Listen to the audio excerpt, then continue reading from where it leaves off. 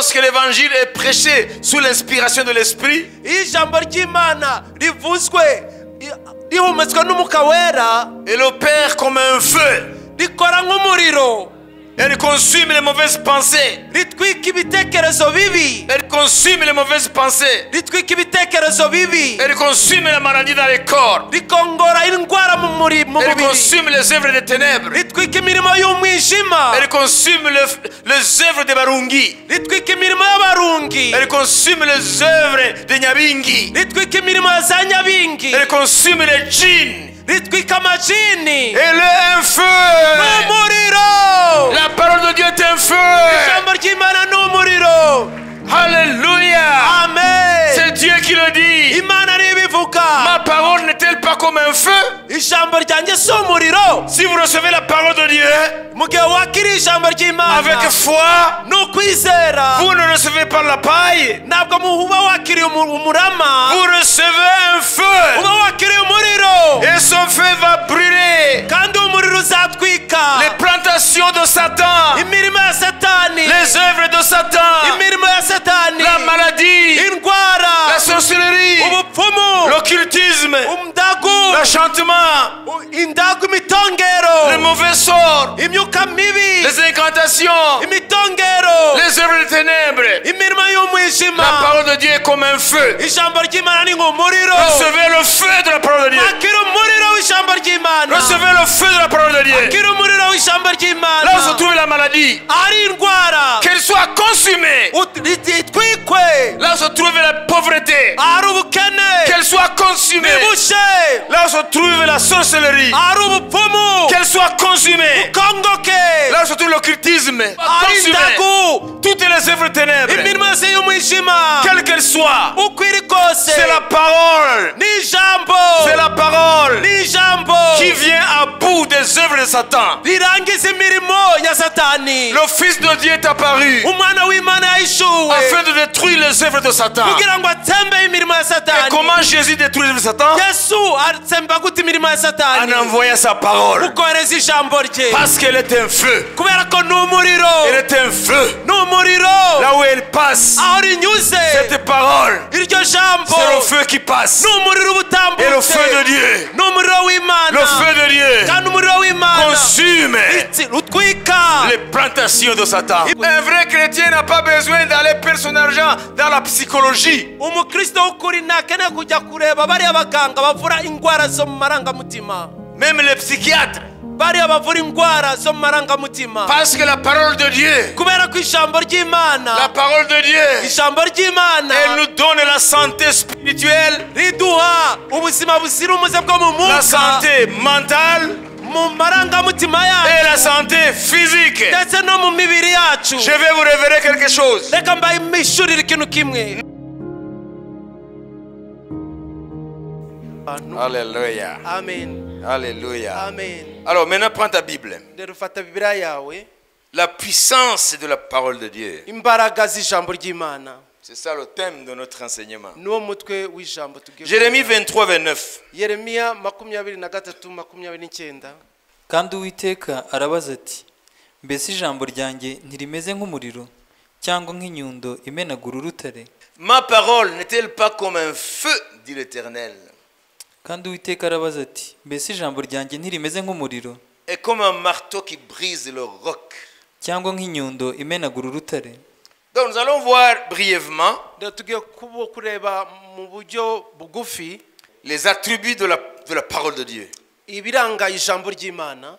Qu'est-ce qui caractérise la parole de Dieu? ni igiki kiranga ijambo ry'Imana? Parce que Dieu dit, kubera ko Imana iravuga ngo vous prenez vos paroles pour miennes. muyitirira amagambo yanyu ko ari ayanjye. Donc Dieu s'en prend aux faux prophètes aho Imana yari irabwira abahanuzi b'ibinyoma qui donnaient les paroles batangaga amagambo yabo au nom de mu l'Éternel. izina ry'Uwiteka. Et Dieu dit, vous mélangez la paille et le froment. Imana ikavuga ngo muvanga ingano n'umurama. Et c'est ce que Dieu dit ici. nibyo Imana iri kuvuga hano. Hein? Là au verset 28, il dit que le prophète qui a un songe raconte ce songe.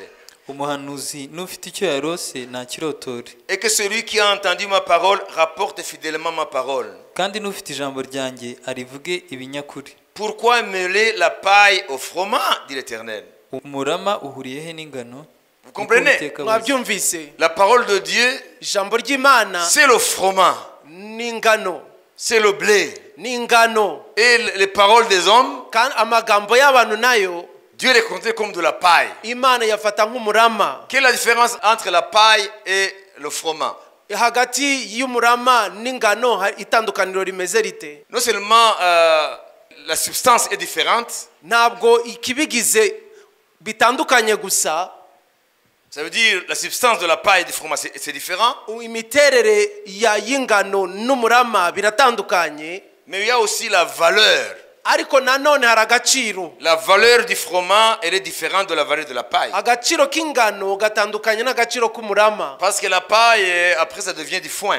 kubera ko umurama nyuma uba ibiryo byo kugaburira amatungo, Mais le froment, ça nourrit l'homme. ariko ingano niyo kugaburira abantu. Ça veut dire que la parole de Dieu, nuvuga ngo rero ijambo ry'imana si elle est considérée comme du froment, rifashwe nk'ingano elle a de la valeur rifite agaciro plus que les paroles des hommes. kurenza amagambo y'abantu, Elle a toutes les substances nutritives. kandi rifite ibirimo byose bibasha kugaburira umuntu. Donc la paille, c'est pour les animaux. rero umurama ni ukugaburira amatungo, Mais le froment, c'est pour nourrir l'homme. ariko ingano zigaburira umuntu. Le blé, c'est pour nourrir l'homme. ingano niyo kugaburira umuntu. Là, c'est sur le point valeur. aho rero ni ku rwego rw'agaciro, Mais il y a aussi sur le point poids. ariko hari n'urugero ku rwego rw'uburemere. Lorsque le vent souffle, iyo umuyaga uhushe c'est la paille qui s'en va. umurama niwo utumuka, Mais le blé reste. ariko ingano yo ikomeza kugumaho. Ça veut dire le poids n'est pas le même. nuvuga ngo uburemere ntibiremere kimwe. La parole de Dieu ijambo a ry'imana plus de poids que la parole de l'homme. riremeye kurusha ijambo ry'umuntu. Acclamons le Seigneur. dukomere umwami amashyi. Vous avez compris? mwabisobanukiwe? Amen. amen. Dieu est en train de définir lui-même la différence entre sa parole et la parole des faux prophètes. imana iri irasobanura ubwayo itandukaniro hagati y'ijambo ryayo n'ijambo ry'abahanuzi b'ibinyoma. Dieu dit, vos paroles, vous les faux prophètes, c'est de la paille. imana iravuga ngo mwa bahanuzi b'ibinyoma ijambo ryanyu ni nk'umurama, Mais ma parole, c'est du froment. ariko ijambo ryanjye ni ingano.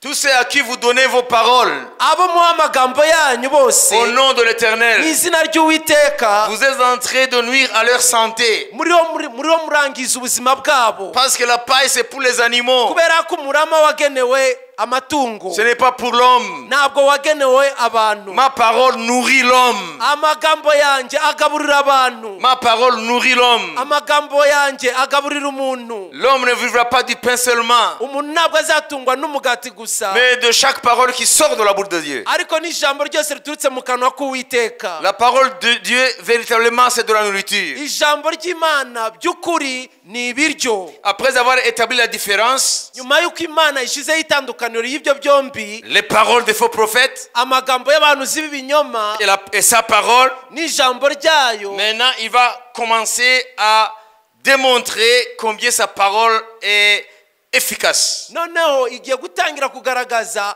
ukuntu ijambo ryayo rikora icyo yaritumye gukora. Il dit ceci, iravuga ngo, écoutez, mubyumve, ma parole n'est-elle pas un feu? mbese ijambo ryanjye ntirimeze nk'umuriro? Un feu? umuriro. Ma parole n'est-elle pas un feu? ijambo ryanjye ntirimeze nk'umuriro? Souvenez-vous de Samson. mwibuke samusoni, Qu'est-ce que le feu a fait umuriro wakoze iki à l'époque de Samson? mu gihe cya samusoni? Alors, Samson, rero samusoni il voulait se venger des Philistins. yashaka kwihorera abafilisitiya, Parce que les Philistins lui avaient pris son épouse. kubera ko abafilisitiya Ou celle qui était prétendue devenir son épouse. abafilisitiya bari bamutwaye uwari kuba umugore we, Et on a donné celle qui devait être sa femme à son compagnon, à son copain. none uwari kuba umugore we bamuha inshuti ye. Alors Samson voulait se venger. rero samusoni yashaka kubyihorera, Et vous savez, Samson avait l'esprit de Dieu sur lui. kandi murabizi ko samusoni yari afite umwuka w'imana kuri we. Alors il a pris le renard. rero afata ingunzu, Et il a pris le renard 2 à 2. afata ingunzu ebyiri ebyiri, Alors il a pris les queues de ce renard. imirizo yayo arayifata, Et au milieu, hagati na hagati il a mis du feu. yarazishumikiranye hagati na hagati ashiraho umuriro. Lisons vite. Dans le livre des Juges, Mu gitabo cy'abacamanza chapitre 15, igice cya 15 Amen. Commence au verset 3 ku murongo wa 3 jusqu'au verset 5. kugeza ku murongo wa 5. Samusoni arababwira ati, kuri ubu noneho nta rubanza rw'Abafilisitiya ruzanjyaho nimbagirira nabi. Nuko Samusoni aragenda afata ingunzu 300 yenda amafumba 300. Ingunzu 300 Terrible. y'umuriro, izo ngunzu azifatanya imirizo ayihambiranya n'ifumba y'umuriro, maze akongeza amafumba arazikungagiza aziroha mu mirima y'ingano y'Abafilisitiya. Inkongi iratwarana hose, si mu biba, si mu ngano zidatemye, si mu myelayo, byose birakongoka. Samson s'en alla, il attrapa 300 renards et il prit des flambeaux, puis il tourna queue contre queue et mit un flambeau entre deux queues au milieu. Il alluma les flambeaux et lâcha le renard dans le blé des Philistins et embrasa les tas de gerbes, le blé sur pied et jusqu'aux plantations d'oliviers. Vous comprenez maintenant ce qui est passé? Mwabyumvise rero byabaye. Amen. Amen. Samson en voulant se venger des Philistins. Samson ashaka kwihora ku Bafilisitiya. Il a pris combien de renards? Yafashe ingunzu zingahe? 300 renards. Ingunzu 300, sibyo? Alors, il les prend deux par deux. None azifata ebyiri Et il mit du feu entre leurs queues. none ashira ifumba mu mirizo yayo. Donc des flambeaux de feu. Ifumba ni imurizo umuriro. Voilà, donc il prend des flambeaux et il met le feu. Arazicana ashiraho umuriro. Et il lâcha ces 300 renards None ahitarekura izo ngunzu dans les plantations des Philistins. mu mirima y'Abafilisitiya. Et ces 300 renards Izo ngunzu 300 s'éparpillèrent. Vous voyez, le feu les pousse à courir dans tous les sens. rero umuriro waziteraga kwiruka impande zose. Et c'est ainsi qu'ils ont brûlé toutes les plantations des Philistins. Uko rero niko zatwitse imirima yose y'Abafilisitiya. Le blé, l'olivier. Ari ingano, ari inzabibu. Alors, toutes les récoltes ont été perdues. Rero imisaruro yabo yose iratakara. Et Dieu dit, sa parole, c'est comme du feu. Rero Imana ikavuga ngo ijambo ryayo ni nk'umuriro. N'est-ce pas? Sibyo? Ma parole, c'est comme du feu. Ijambo ryanje ni nk'umuriro. Alors, le feu, qu'est-ce qu'il a fait? Qu'est-ce que le feu a fait dans les plantations des Philistins? Rero ijambo ryakoze iki mu mirima y'Abafilisitiya? Ma parole n'était pas comme un feu. Alors, prenez les plantations des Philistins comme le royaume de Satan. Rero nimufate iyo mirima y'Abafilisitiya nk'ubwami bwa Satani. Lorsque la parole de Dieu vient, Iyo ijambo ry'Imana rije, la parole de Dieu devient un feu dans le royaume de Satan. ijambo ry'Imana rihinduka umuriro mu bwami bwa Satani. La parole de Dieu consume toutes les œuvres du diable. Ijambo ry'Imana rikongora imirimo yose ya Satani. Dieu dit, ma parole, c'est comme un feu.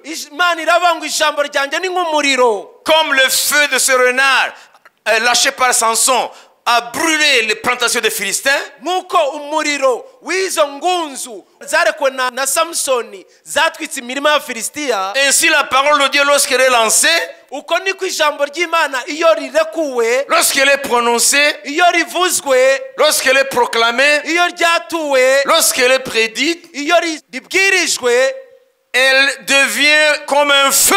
rihinduka umuriro, Et ça, elle consume rikakongora toutes les œuvres du royaume de Satan. imirimo yose y'ubwami bwa Satani. La parole de Dieu consume la sorcellerie. Ijambo ry'Imana rikongora ubupfumu bwose, La parole de Dieu consume l'enchantement. rigatwika indagu zose, La parole de Dieu consume la maladie. rigatwika ingwara, La parole de Dieu consume la misère et la pauvreté. rigatwika ubukene n'ubutindi, La parole de Dieu consume les malédictions familiales. rigatwika imivumo za karande. La parole de Dieu est comme un feu, dit le Seigneur. Ijambo ry'Imana ni nk'umuriro, niko umwami avuga. Le feu a brûlé les plantations du diable, Umuriro des watwitse Philistins. imirima y'Abafilisitiya, Le feu envoyé par Samson. umuriro woherejwe na Samsoni. Et Samson, c'était un homme qui avait l'esprit de Dieu. Kandi Samsoni yari umugabo, yari ariho umwuka w'Imana. Lorsque la parole de Dieu est prêchée sous l'influence du Saint-Esprit, Iyo ijambo ry'Imana rivuzwa mu mbaraga z'umwuka wera, lorsque l'évangile est prêché sous l'inspiration de l'esprit, iyo ijambo ry'Imana rivuzwe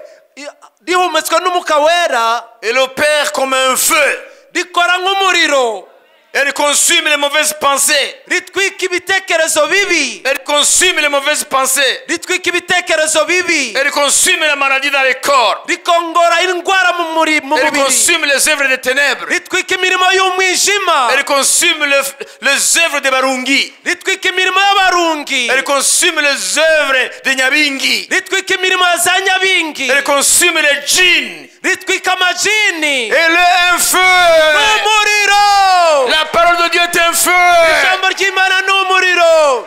Alléluia. Amen. C'est Dieu qui le dit. Imana nibivuga, Ma parole n'est-elle pas comme un feu? ijambo ryanjye si umuriro. Si vous recevez la parole de Dieu Mu gihe wakiriye ijambo ry'Imana avec foi, n'ukwizera, vous ne recevez pas la paille. ntabwo muba wakiriye umurama, Vous recevez un feu.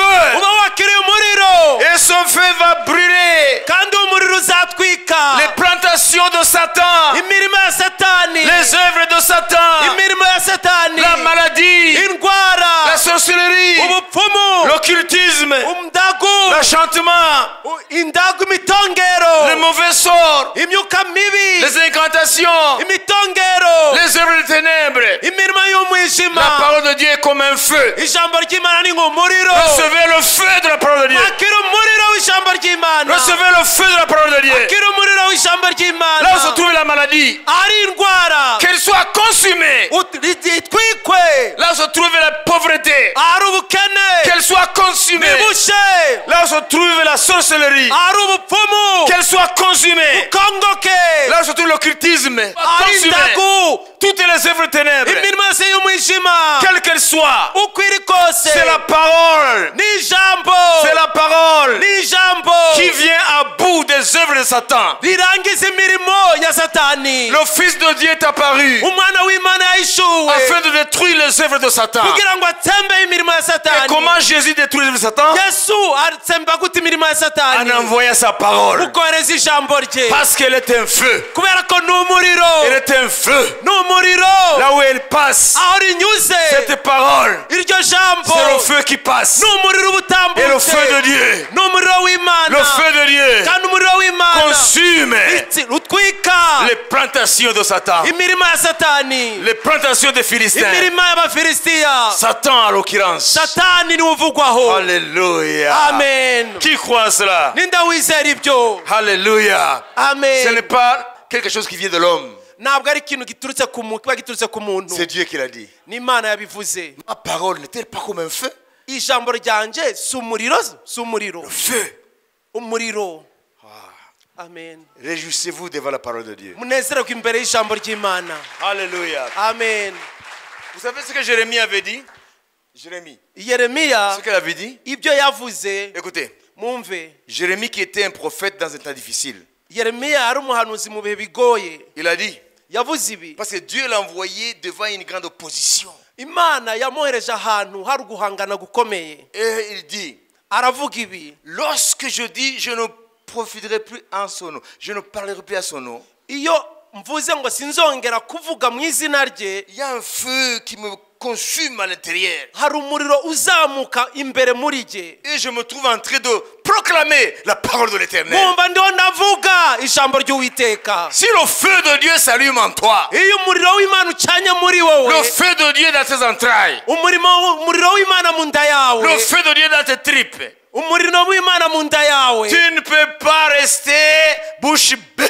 ntabwo ushobora guceceka, Tu ne peux pas rester sans réponse aux problèmes. ntabwo ushobora kubaho nta gisubizo ku bibazo, Et il est impossible de se taire kandi ntibishoboka ko waceceka si tu as le feu de Dieu en toi. mu gihe ufite umuriro w'Imana muri wowe. Le feu te pousse à témoigner. Umuriro w'Imana ugutera guhamya, Le feu te pousse à proclamer que Jésus est Seigneur. umuriro w'Imana ugutera guhamya ko Yesu ari umwami. Recevez le feu dans vos entrailles. Mwakira umuriro mu nda zanyu, Recevez le feu dans vos entrailles. mwakira umuriro mu nda zanyu, Le feu de la parole de Dieu. umuriro w'ijambo ry'Imana, Le feu de la parole de Dieu. umuriro w'ijambo ry'Imana Qu'elle consume les œuvres de Satan en toi. ritwika imirimo ya Satani muri wowe. Le feu de la parole parole de Dieu. umuriro w'ijambo ry'Imana. Acclamons le Seigneur Jésus. dukomere umwami amashyi. Alléluia. Amen. Alléluia. Amen. Et il continue en disant, agakomeza avuga ngo n'est-elle pas comme un marteau qui brise le roc? cyangwa nk'inyundo imenagura urutare. Ah, qu'est-ce que Dieu veut dire par là? hano Imana ishatse kuvuga iki? Maintenant, il dit que sa parole n'est pas seulement comme un feu, noneho iravuze ngo ijambo ryayo si umuriro gusa, mais comme un marteau qui brise le roc. ahubwo ni nk'inyundo imenagura urutare. Ah, un marteau qui brise le roc. inyundo imena urutare. Ah, extraordinaire. ibintu bitangaje. Alléluia. Amen. Qui brise le roc. imena urutare. Vous savez, murabizi dans le monde spirituel, mu isi y'umwuka il y a deux rocs. hari ibitare bibiri. Dans le monde mu spirituel, isi y'umwuka il y a deux genres de rocs. hari uburyo bubiri bw'ibitare. Je dis bien dans le monde spirituel. ndavuze neza mu nyumve, ni mu isi y'umwuka. Dans le monde spirituel, mu isi y'umwuka il y a deux genres de rocs. hari ibitare byo mu buryo bubiri. C'est Moïse qui nous révèle cela. ni Mose yabishuye. Dans Deutéronome gutegeka kwa kabiri 32-31. 32 31.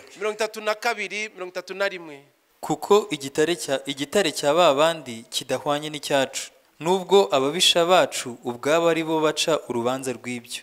Car le rocher n'est pas comme notre rocher. kuko igitare cy'abandi kidahwanye n'icyacu, Nos ennemis en sont juges. nubwo ababisha bacu ubwabo Écoutez, ari bo Mwumve. baca urubanza. on parle de deux roches ici. hano baravuga ibitare byo mu buryo bubiri. Rocher ou roc, c'est la même chose. Amen. Amen. Alléluia. Amen. Alléluia. Amen. Alléluia. Amen. Alléluia. Amen. Amen. Amen. Le roc, le rocher, c'est question de dimension, mais c'est la même substance. ayo magambo abiri yo mu gifaransa avuga nk'ikintu kimwe, nuko bitandukanye ku bugari gusa. Alléluia. Amen. Il y a un rocher qu'on appelle le rocher de Gibraltar, hari igitare cyitwa igitare cyitwa Gibraltar, dans le sud d'Espagne, ni mu majyepfo y'igihugu cya Espagne, entre l'Espagne et le Maroc, hagati y'igihugu cya Espagne n'icya Maroc, là où l'océan Atlantique rencontre la mer Méditerranée. aho inyanja ya Atlantique ihurira n'inyanja ya Mediterane. Il y a un détroit là qui s'appelle le détroit de Gibraltar. hari inzira aho umuhora, Et puis le nom vient d'un rocher qui est là, qui date des millénaires, qui s'appelle le rocher de Gibraltar. noneho kuri uwo muhora hari icyo gitare kimaze imyaka myinshi cyitwa igitare cya Gibraltar. Imaginez-vous depuis que l'océan Atlantique existe avec ses vagues. ni mu bitekereze kuva iyo nyanja ya Atlantique iriho n'imiraba yayo. Imaginez-vous depuis la naissance de la mer Méditerranée. ni mu bitekereza kuva inyanja ya Mediterane ibaho, Toutes ces vagues et les vents frappent le rocher de Gibraltar. imiyaga y'izo nyanja n'imiraba bikubita icyo gitare, Mais ce rocher de Gibraltar reste debout. ariko icyo gitare gihama aho ngaho. Les Romains l'appelaient, abaroma bacyitaga c'est une colonne de Jupiter, le dieu Jupiter. ngo ni inkingi y'Imana yitwa Jupiter. Donc c'est un rocher réel, physique, ni igitare gihari koko, qui résiste gihangara des milliers d'années imyaka n'imyaka, sans être corrodé. kitavungutse n'akantu na gato. Alors ici, on nous parle du rocher avec un grand R. Le rocher, donc avec petit r, n'est pas comme notre rocher avec grand R. hano mu rurimi rw'igifaransa bakoresha amagambo abiri avuga igitare ra, irindi jambo rivuga igitare rikoresha inyuguti ntoya. Ou bien en Kinyarwanda, guitare avec un petit ga, c'est ça? Avec guitare na gi nini. Qu'est-ce que ça veut dire ici? Qu'est-ce que vous dites? bishatse kuvuga iki hano? Ça veut dire quoi? bivuga iki? Ça veut dire que Satan, ngo Satani sur le plan spirituel, mu buryo bwo mu mwuka, il est symbolisé par le petit rocher. amenyekanishijwe n'icyo gitare n'inyuguti ntoya. Alors ici, notre Dieu, rero hano Imana yacu c'est le rocher avec un grand ni R. gitare na n'iriya nyuguti ga nini. C'est pourquoi, niyo mpamvu suivez-moi, munkurikire c'est pourquoi niyo mpamvu les magiciens de Pharaon, abapfumu cyangwa abakonikoni ba farawo ils ont essayé ce que Moïse faisait avec le bâton de Dieu. bagerageje gukora ibyo Mose yakoreshaga iriya nkoni y'Imana. Lorsque Moïse a jeté son bâton, igihe Mose ajugunye inkoni ye, il est devenu serpent. yahindutse inzoka. Et le pharaon a dit, mais ça c'est un petit jeu ça. none farawo ngo afu ibi nawe nibisanzwe. Alors il a appelé alors ses magiciens. none ahamagara abakonikoni be. Ils avaient aussi des bâtons. nabo bari bafite inkoni zabo. Ils ont fait la même chose. nabo bakoranye ibyo Mose akoze. Ils ont jeté les bâtons par terre. bajugunye inkoni zabo hasi. Ces bâtons aussi sont devenus des serpents. izo nkoni zabo nazo zinduka inzoka. Jusque là c'est match nul. kugeza aho bose nta urusha undi. C'est match nul. bose nta urusha undi. Moïse égale les magiciens. Mose nicyo kimwe n'abo bakonikoni. Son serpent égale le serpent des magiciens. inzoka ye nicyo kimwe n'inzoka zabo Mais bakonikoni. attendez, mutegereze gato. l'affaire n'est pas finie. ntabwo birarangira. Alléluia. amen. Alléluia. amen. Alléluia. amen. L'affaire n'est pas finie. ibintu ntibirarangira. Hein? sibyo? Lorsque le match n'est pas fini, iyo umukino utararangira, il ne faut pas souhaiter conclure l'affaire. ntukifuze kubifatira umwanzuro. C'est pas encore fini. kubera ko niba birarangira. C'est pas encore fini. niba birarangira. Et Pharaon rit. farawo rero araseka. Et Moïse et Aaron, Mose noneho vous croyez m'impressionner? wibwiraga ko uri bunere ubwoba. Tu as vu? wabibonye? Et à cet instant, ako kanya le serpent de Moïse inzoka ya Mose ouvre la bouche, yibumbura irasama, aspire tous les serpents des magiciens. imira bunguri inzoka zose z'abakonikoni. Là, il y a une démonstration aho hari kugaragara de la puissance de Satan face à la puissance de l'Éternel. z'imbaraga za Satani imbere y'imbaraga z'Imana. Oui, Satan a une puissance. yego Satani ari imbaraga Mais Satan, afite, c'est une créature. ariko ni kiremwa. Dieu, il est le créateur. Imana niyo yaremye byose. Satan, c'est un rocher. Satani ni gitare, Mais avec un petit R. ariko n'akanyugutu Il est un petit rocher. n'agatare gato. Mais Jésus est le grand rocher. ariko Yesu ni gitare kinini. Le serpent de Moïse a avalé le serpent des magiciens. inzoka ya Mose yamize burunguri inzoka z'abakonikoni. Ça veut dire quoi? bivuga iki? Ça veut dire que bivuga ko ceux qui servent Satan, abakorera Satani il leur donne une certaine puissance. hari imbaraga runaka baha. Mais ceux qui servent Jésus en esprit et en vérité, ariko abakorera Yesu mu kuri no mu mwuka ils ont la puissance de puissance. bafite imbaraga zimira izindi. Ils ont la puissance appelée la grande. bafite imbaraga zitwa iziruta zose. Voilà pourquoi lorsque les sorciers viennent attaquer un véritable enfant de Dieu, niyo mpamvu umupfumu iyo aje gutera umwana w'Imana w'ukuri, c'est là où ils se rendent compte aho rero niho abona qu'il y a une puissance qui est au-dessus de toute puissance. ko hari imbaraga zisumba izindi zose, Que la puissance de Jésus est inégalée. ko imbaraga za Yesu zitagereranywa. C'est ce que Moïse dit. nibyo Mose avuga. Il dit, chaque fois qu'Israël a perdu la bataille, igihe Isirayeli yatsindwaga urugamba, c'est parce qu'ils avaient abandonné leur rocher. nuko bari barataye ikitare cyabo. Alléluia. amen. C'est pour cela qu'ils perdaient la bataille. niyo mpamvu batsindwaga urugamba. C'est pas que le rocher des ennemis d'Israël était plus puissant que le rocher d'Israël. ntabwo ari uko igitare cy'abanzi ba Isirayeli cyari kinini kuruta igitare cya Isirayeli. Il le dit, nos ennemis en sont juges. aravuga ngo abanzi bacu babihamya. Moïse dit, nos ennemis en sont juges. aravuga ngo abanzi bacu, Mose niko avuga ngo ni abacamanza kuri ibyo. Chaque fois que Israël retourne à son rocher, igihe Isirayeli yagarukira igitare cyabo, toutes les nations sont terrassées devant Israël. amahanga yose yaratsindwaga imbere ya Isirayeli. Uburozi, ça peut nous attraper si nous abandonnons notre rocher. uburozi bwadukoraho dutakaje igitare cyacu. La sorcellerie peut nous nuire ubupfumu bushobora kutugirira nabi si nous abandonnons notre rocher. mu gihe tuvuye ku gitare cyacu. Mais si nous sommes du côté de notre rocher, ariko iyo tubaye ku ruhande rw'igitare cyacu, si notre rocher est avec nous, iyo igitare cyacu kiri kumwe natwe, aucun sorcier ne peut nous nuire. nta mupfumu n'umwe yagira icyo adutwara. Aucun djinn ne peut s'approcher de ma maison. nta jini n'imwe yakwegera urugo rwacu. C'est ce que Jésus dit. nibyo Yesu avuga. C'est ce que Jésus dit. nibyo Yesu avuga. Voici, dore je vous donne la puissance. ndabahaye ubushobozi. La puissance avec L, avec majuscule. ubushobozi n'inyuguti nkuru De marcher bwo gukandagira sur les serpents. inzoka, Symbole de Satan et sa puissance. ikimenyetso cya satani Et n'ububashobozi sur bwe. les scorpions. na scorpion, Symbole de la nuisance de la puissance satanique. ikimenyetso Parce que le scorpion pique avec sa queue. kubera ko scorpion ibabaza n'umurizo wayo. Ça veut dire Satan nous pique avec son poisson. nuvuga ngo satani araturumisha uburozi bwe, La maladie. indwara, Des problèmes psychiques, ibibazo byo mu mutwe, psychologiques. byo mu bitekerezo, Toutes sortes de problèmes qui nuisent à la santé de l'homme. ibibazo byose bibangamira ubuzima bw'umuntu, Santé mentale, spirituelle, physique. mu mutwe, mu marangamutima, mu mubiri. C'est l'œuvre du scorpion. ni imirimo ya scorpion. L'œuvre du serpent, c'est le péché. Umurimo w'inzoka ni icyaha. Le serpent, c'est le symbole de la puissance du péché que Satan utilise pour lier l'être humain.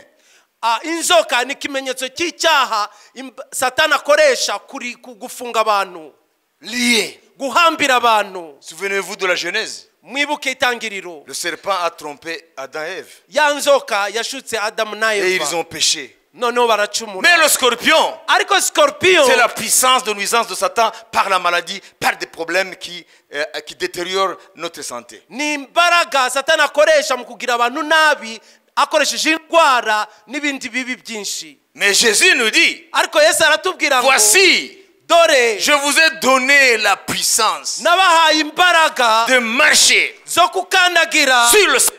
inzoka, Ça veut dire la puissance du péché. nivuga ngo ni imbaraga z'icyaha. Sur le scorpion, Scorpion la puissance de maladie, ni imbaraga la z'indwara, puissance des problèmes psychologiques et physiques. ni imbaraga zo mu marangamutima, zo mu bitekerezo no mu mubiri. Un vrai chrétien n'a pas besoin d'aller voir les psys. umukristo w'ukuri ntakeneye kujya kureba abantu bavura ibintu byo mu mutwe. Un vrai chrétien n'a pas besoin d'aller perdre son argent dans la psychologie. umukristo w'ukuri ntakeneye kujya kureba bariya baganga bavura indwara zo mu marangamutima, Même les psychiatres. bariya bavura indwara zo mu marangamutima. Parce que la parole de Dieu, kubera ko ijambo ry'Imana, la parole de Dieu, ijambo ry'Imana elle nous donne la santé spirituelle, riduha ubuzima buzira umuze bwo mu la mwuka, santé mentale mu marangamutima et la yacu santé physique. ndetse no mu mibiri yacu. Je vais vous révéler quelque chose. reka mbahishurire ikintu kimwe. Notre fils Mihaï suit la psychologie. umuhungu wacu Mihayi yiga ibintu bijyanye n'indwara zo mu marangamutima. Alors, leur professeur leur avait dit rero umwarimu wabo yarababwiye ngo quelque chose de très intéressant. ikintu cy'ingenzi Il a cyihariye. dit, yarababwiye ngo vous savez, les gens qui prient, murabizi abantu basenga qui ont foi en Dieu, bakaba bizera Imana, ce que je vous enseigne ici, ibyo mbigisha hano nous avons trouvé que twamenye ko ceux qui ont foi en Dieu, abizera Imana ils sont à l'abri des problèmes psychologiques. ko bo ibyo bibazo byo mu marangamutima bitabageraho. Acclamons Jésus! dukomere umwami wacu amashyi, Acclamons Jésus! dukomere umwami wacu amashyi. Pourquoi? kubera iki? Parce qu'ils communient avec Dieu kuko basabana n'Imana par la parole et la prière, binyuze mu ijambo no gusenga, et Dieu renouvelle leur mental. Imana ikarema musha amarangamutima yabo. Alléluia. Amen. Alléluia. Amen. Lorsqu'ils sont découragés, iyo bacitse intege ils ont des médicaments spéciaux. baba bafite imiti yihariye, Ils prennent les cachets de Dieu, bakafata ibinini by'Imana, la parole de Dieu. ijambo ry'Imana. Alléluia. Amen. Ils ne tombent pas dans la déprime.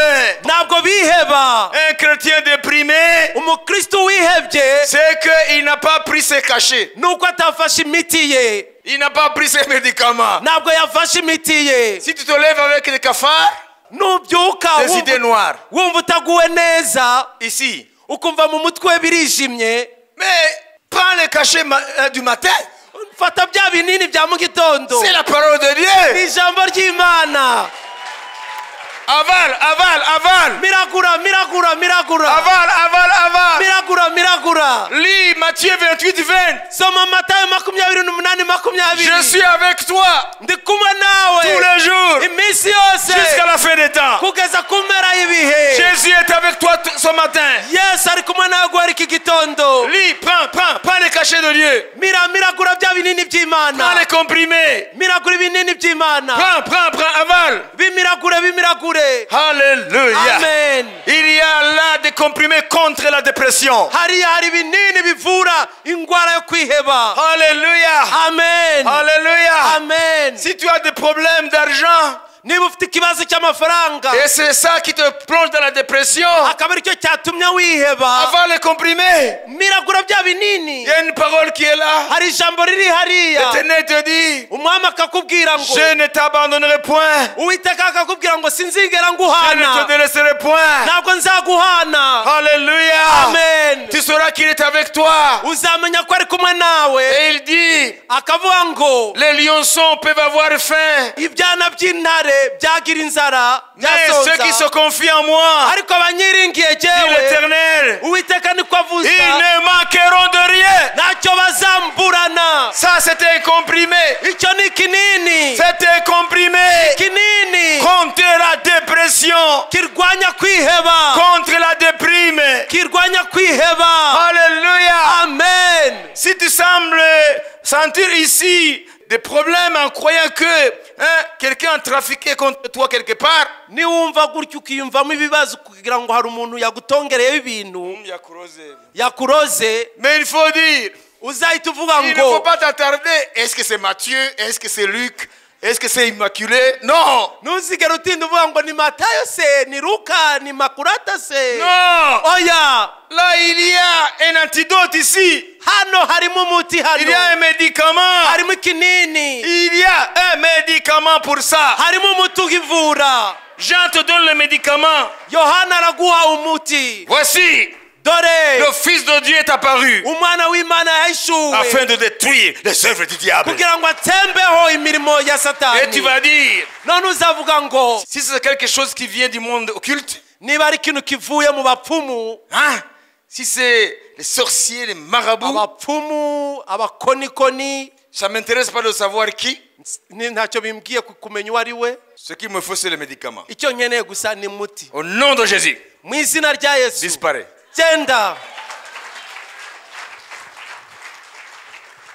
Vous comprenez? Mwabyumvise? Vous avez toute une pharmacie chez vous. Mufite farumasi yuzuye iwanyu, Mais c'est, le cadenas est là. ariko hariho ingufuri. Vous n'ouvrez pas votre pharmacie Ntabwo mukingura farumasi pour prendre yanyu les médicaments de Dieu. ngo muvanemo imiti Voilà y'Imana. pourquoi vous avez la dépression comme les païens. Niyo mpamvu mugira mwiheba nk'abapagani, Voilà pourquoi votre visage sera renfrogné comme les païens. mugafunga mu maso nk'abapagani, Voilà pourquoi vous êtes découragé comme les païens. mukaba mucitse intege nk'abapagani. Alors que la pharmacie est remplie. kandi farumasi y'Imana yuzuye imiti. Il y a une promesse pour chaque jour de l'année. Hari isezerano kuri buri munsi w'umwaka.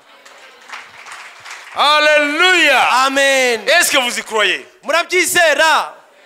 Vous y croyez Murabyizera que la parole de Dieu est véritablement un médicament? ko ijambo ry'Imana koko ari umuti? Aucune maladie n'a pas de médicament ici. nta ndwara n'imwe idafite umuti wayo Toute hano. maladie peut être guérie. indwara yose ibasha gukira, Et tout problème peut être résolu. kandi ikibazo cyose gishobora kubona Alors, igisubizo. un peu de mots. Rero mu magambo make Comprenez? mubyumve, Le rocher, igitare cyabo, c'est vrai, nibyo koko il a de la puissance, gifite imbaraga, mais devant notre rocher, ariko imbere y'igitare cyacu sa puissance devient nulle. imbaraga zacyo ziba ubusa. C'est pourquoi Dieu s'étonne niyo mpamvu Imana itangara lorsqu'il voit les chrétiens fuir les sorciers. iyo ibona abakristo bahunga abapfumu. Moi, je vous ai dit, amenez-moi les sorciers aujourd'hui. jewe narababwiye ngo muze kunzanira abapfumu uyu munsi. Vous avez eu peur d'eux. Mwarabatinye. S'ils sont 2 ou 3, ils vont être aujourd'hui confrontés à la puissance de notre rocher. niba ari babiri cyangwa batatu uyu munsi baraza guhura n'imbaraga z'igitare cyacu. Notre rocher ne tue pas. igitare cyacu ntikica, Notre rocher guérit. ahubwo kirakiza. Notre rocher libère. igitare cyacu kirabohora. Nous voulons vivre l'évangile et non pas de trucs que nous pensons dans notre tête. Turashaka kuba mu butumwa bwiza atari byo twitekereza mu mitwe yacu. Est-ce que Jésus est mort pour les sorciers? Yesu yapfiriye abarozi. Oui, il est mort pour les sorciers. Yego yarapfiriye abarozi. Il est mort parce que sorcier c'est une personne. Kubera ko abarozi n'abantu. Mais la sorcellerie, Dieu n'en veut pas. Ubupfumu ntabwo abushaka. Mais le sorcier, il le veut dans son royaume. Ariko umurozi aramushaka mu bwami bwe. Est-ce qui croit cela? Ninde ubyizera ibyo? Si vous ne croyez pas cela, Nimutizera ibyo, vous vous prenez pour Dieu. muzaba mwifata nk'Imana. Parce que lui seul est juste. Kuko yonyine niyo ikiranuka. Vous comprenez? Murabyumva? Vous comprenez? Murabyumva? Si vous mettez là, il est sorcier, il est ceci. Vous vous prenez pour Jésus, vous. Hagaraguka vango uriya n'umurozi uzaba ugiye mu kimbo cya Yesu. Je vais vous donner des choses. Reka musabe ikintu. Est-ce que Simon le magicien, on l'a chassé? Ndaba Simoni mukonikoni bigeze bamwirukana? Non. Oya. Alors qu'il avait pris toute une cité Kandi yari yigaruriye umurwa wose de Samarie. wa Samariya. Pierre n'a pas dit. Petero ntabwo yavuze ngo Toi Simon, we Simoni, le royaume de Dieu n'est pas pour toi. ubwami bw'Imana ntabwo ari ubwawe. Dieu ne veut pas ce que tu fais. Imana ntabwo ishaka ibyo ukora, Mais Dieu te veut toi. ariko wowe iragushaka. Acclamons le Seigneur Jésus. Dukomere umwami wacu amashyi. Il y en a qui ont des problèmes à accepter ça. Hari abantu bibagoye kubyakira. Aïe, aïe, aïe, aïe. Si tu n'acceptes ça, Dieu ne va t'accepter. Nutakira ibyo Imana ntizakwakira nawe. Est-ce que tu crois ce que tu penses ou si tu crois la parole de Dieu? Wizera ibyo witekerereza cyangwa wizera ibyo ijambo ry'Imana rivuga? Lis Marc 16:15. Soma Mariko 16:15. Lisez pour eux. Ils comprennent. Basomere. Moi, je n'invente rien, c'est la parole de Dieu. Jewe ntacyo mpimba, ni ijambo ry'Imana. Dieu te jugera par sa parole, pas par tes pensées. Imana izagucira urubanza ishingiye ku ijambo Lis Marc 16:15. arababwira ati mujye mu bihugu byose mwigisha abaremwe bose ubutumwa bwiza, uwizera akabatizwa azakizwa, ariko utizera azacirwaho iteka, kandi ibimenyetso bizagumana n'abizera. Ariko nibaza ko wasomye nabi. Ntabwo yavuze ngo mujye mu mahanga yose mubwire ibyaremwe bose. Oya, yavuze ngo mubwire bose apana barozi. Niko banditse? Oya. Mubwire abaremwe bose. Abaremwe Bose. umurozi yaremwe. Yego. Kuko ise mumukuramo. Wowe se wari iki wowe? Wenda ntabwo wari umurozi, ariko hari ibindi byawe wari ufite. Wayumvise? Amen. Abarokore muri gitangaza. Vous vous créez un cinquième évangile. Mwiremera ivanjiri ya gatanu. Lisons. Kadusome. Et la Bible nous empêche de juger. Kandi Bibiliya iratubuza gucira imanza. Un seul est juge, c'est Jésus. Umucamanza n'umwe ni Yesu Kristo. Amen. Amen. Alléluia. Amen. Puis il leur dit, allez par tout le monde et prêchez la bonne nouvelle à toute la création. Arababwira ati mujye mu bihugu byose mwigishe abaremwe bose ubutumwa bwiza. Abaremwe bose. Suremo, abaremwe bose. Abaremwe bose. Les meurtriers, Abicanyi, les prostituées, indaya, les sorciers, abarozi, les magiciens. abapfumu. Les péchés, on ne peut pas les énumérer et en finir. Ibyaha ntitwabirondora ngo tubirangize. Dieu les met dans le même panier, sont des péchés. Imana ibishira mu gatebo kamwe n'icyaha. Est-ce que Paul était saint ou est-ce qu'il était Saul? Paulo akiri Sauli yari uwera. Qu'est-ce qu'il dit? Aravuga iki? Il dit, je suis le dernier de tous les pécheurs. Aravuga ngo ndi uwanyuma mu banyabyaha. Je ne mérite même pas d'être appelé apôtre. Ntabwo nari imbere no kwitwa intumwa. J'ai persécuté l'église du Dieu vivant. Natoteje itorero ry'Imana nzima. Mais il m'a fait miséricorde. Ariko C'était à travers moi, kugira ngo igaragaze binyuze muri jye sa miséricorde, imbabazi et zayo montrer que noneho igaragaze ko personne n'est à l'abri de son pardon lorsqu'il se répand. yerekane ko nta n'umwe uhejwe ku mbabazi ze igihe yihanye. Qui a compris? Ninde Personne. wabyumvise? Nta n'umwe. Il ne faut pas exclure ce que Dieu n'a pas exclu. Ntuvanemo abo Imana itavanyemo. Là, tu vas jouer un super spirituel. Aho uzaba wigize umunyamuka. Comme si toi, tu as quelque chose par rapport à celui-là. nk'uko hari icyo ufite cyihariye kurenza uriya. Dieu n'aime pas les péchés, Imana ntabwo ikunda ibyaha, mais il aime les pécheurs. ariko ikunda abanyabyaha. Tous nous étions parmi les pécheurs. Twese twari mu banyabyaha, Il nous a fait grâce. itugirira ubuntu. Il peut aussi faire grâce à son sorcier, Rero ishobora kugira ubuntu n'uriya murozi, à son meurtrier, uriya mwicanyi, à cette prostituée. iriya ndaya. Alléluia. Amen, Alléluia. amen. La grâce de Dieu embrasse l'humanité entière. Ubuntu bw'Imana bukuwemo inyoko muntu yose, Embrasse l'humanité entière. buhobera inyoko muntu yose. Alléluia. Amen. Donc notre rocher, Rero igitare cyacu il est imbattable. ntikineshwa, Il est imbattable. ntikineshwa, Il est imbattable. nticyatsindwa. Alors, je vais terminer en ceci. Rero ngiye gusoreza kuri iki. Dieu dit que sa parole est quoi? Imana ivuze ngo ijambo ryayo ni iki? Comme un feu. Ni nk'umuriro. 2.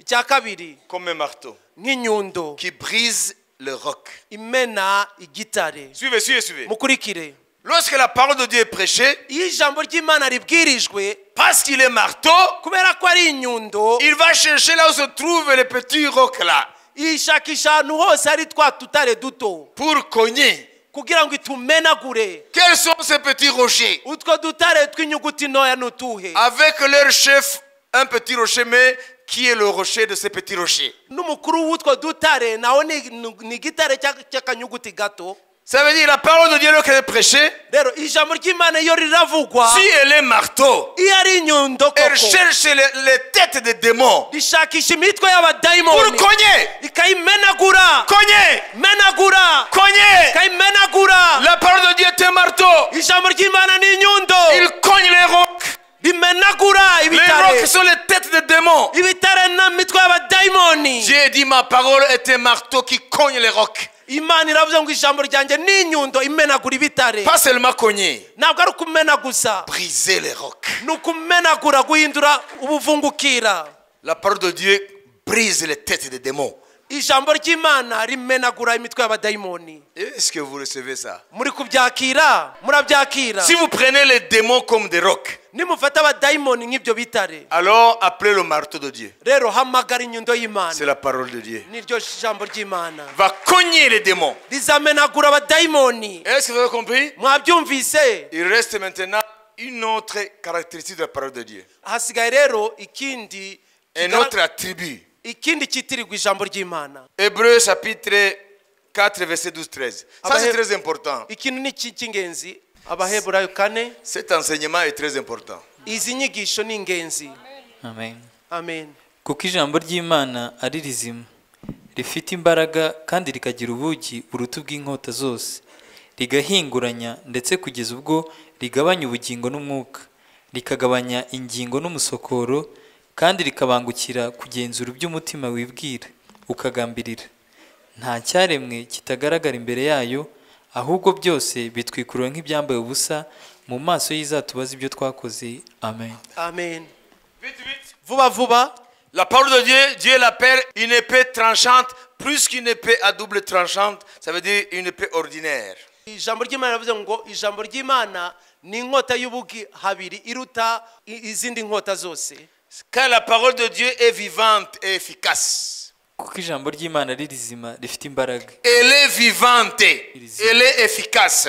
Ni rizima kandi rifite imbaraga. Plus tranchante qu'une épée quelconque à deux tranchants.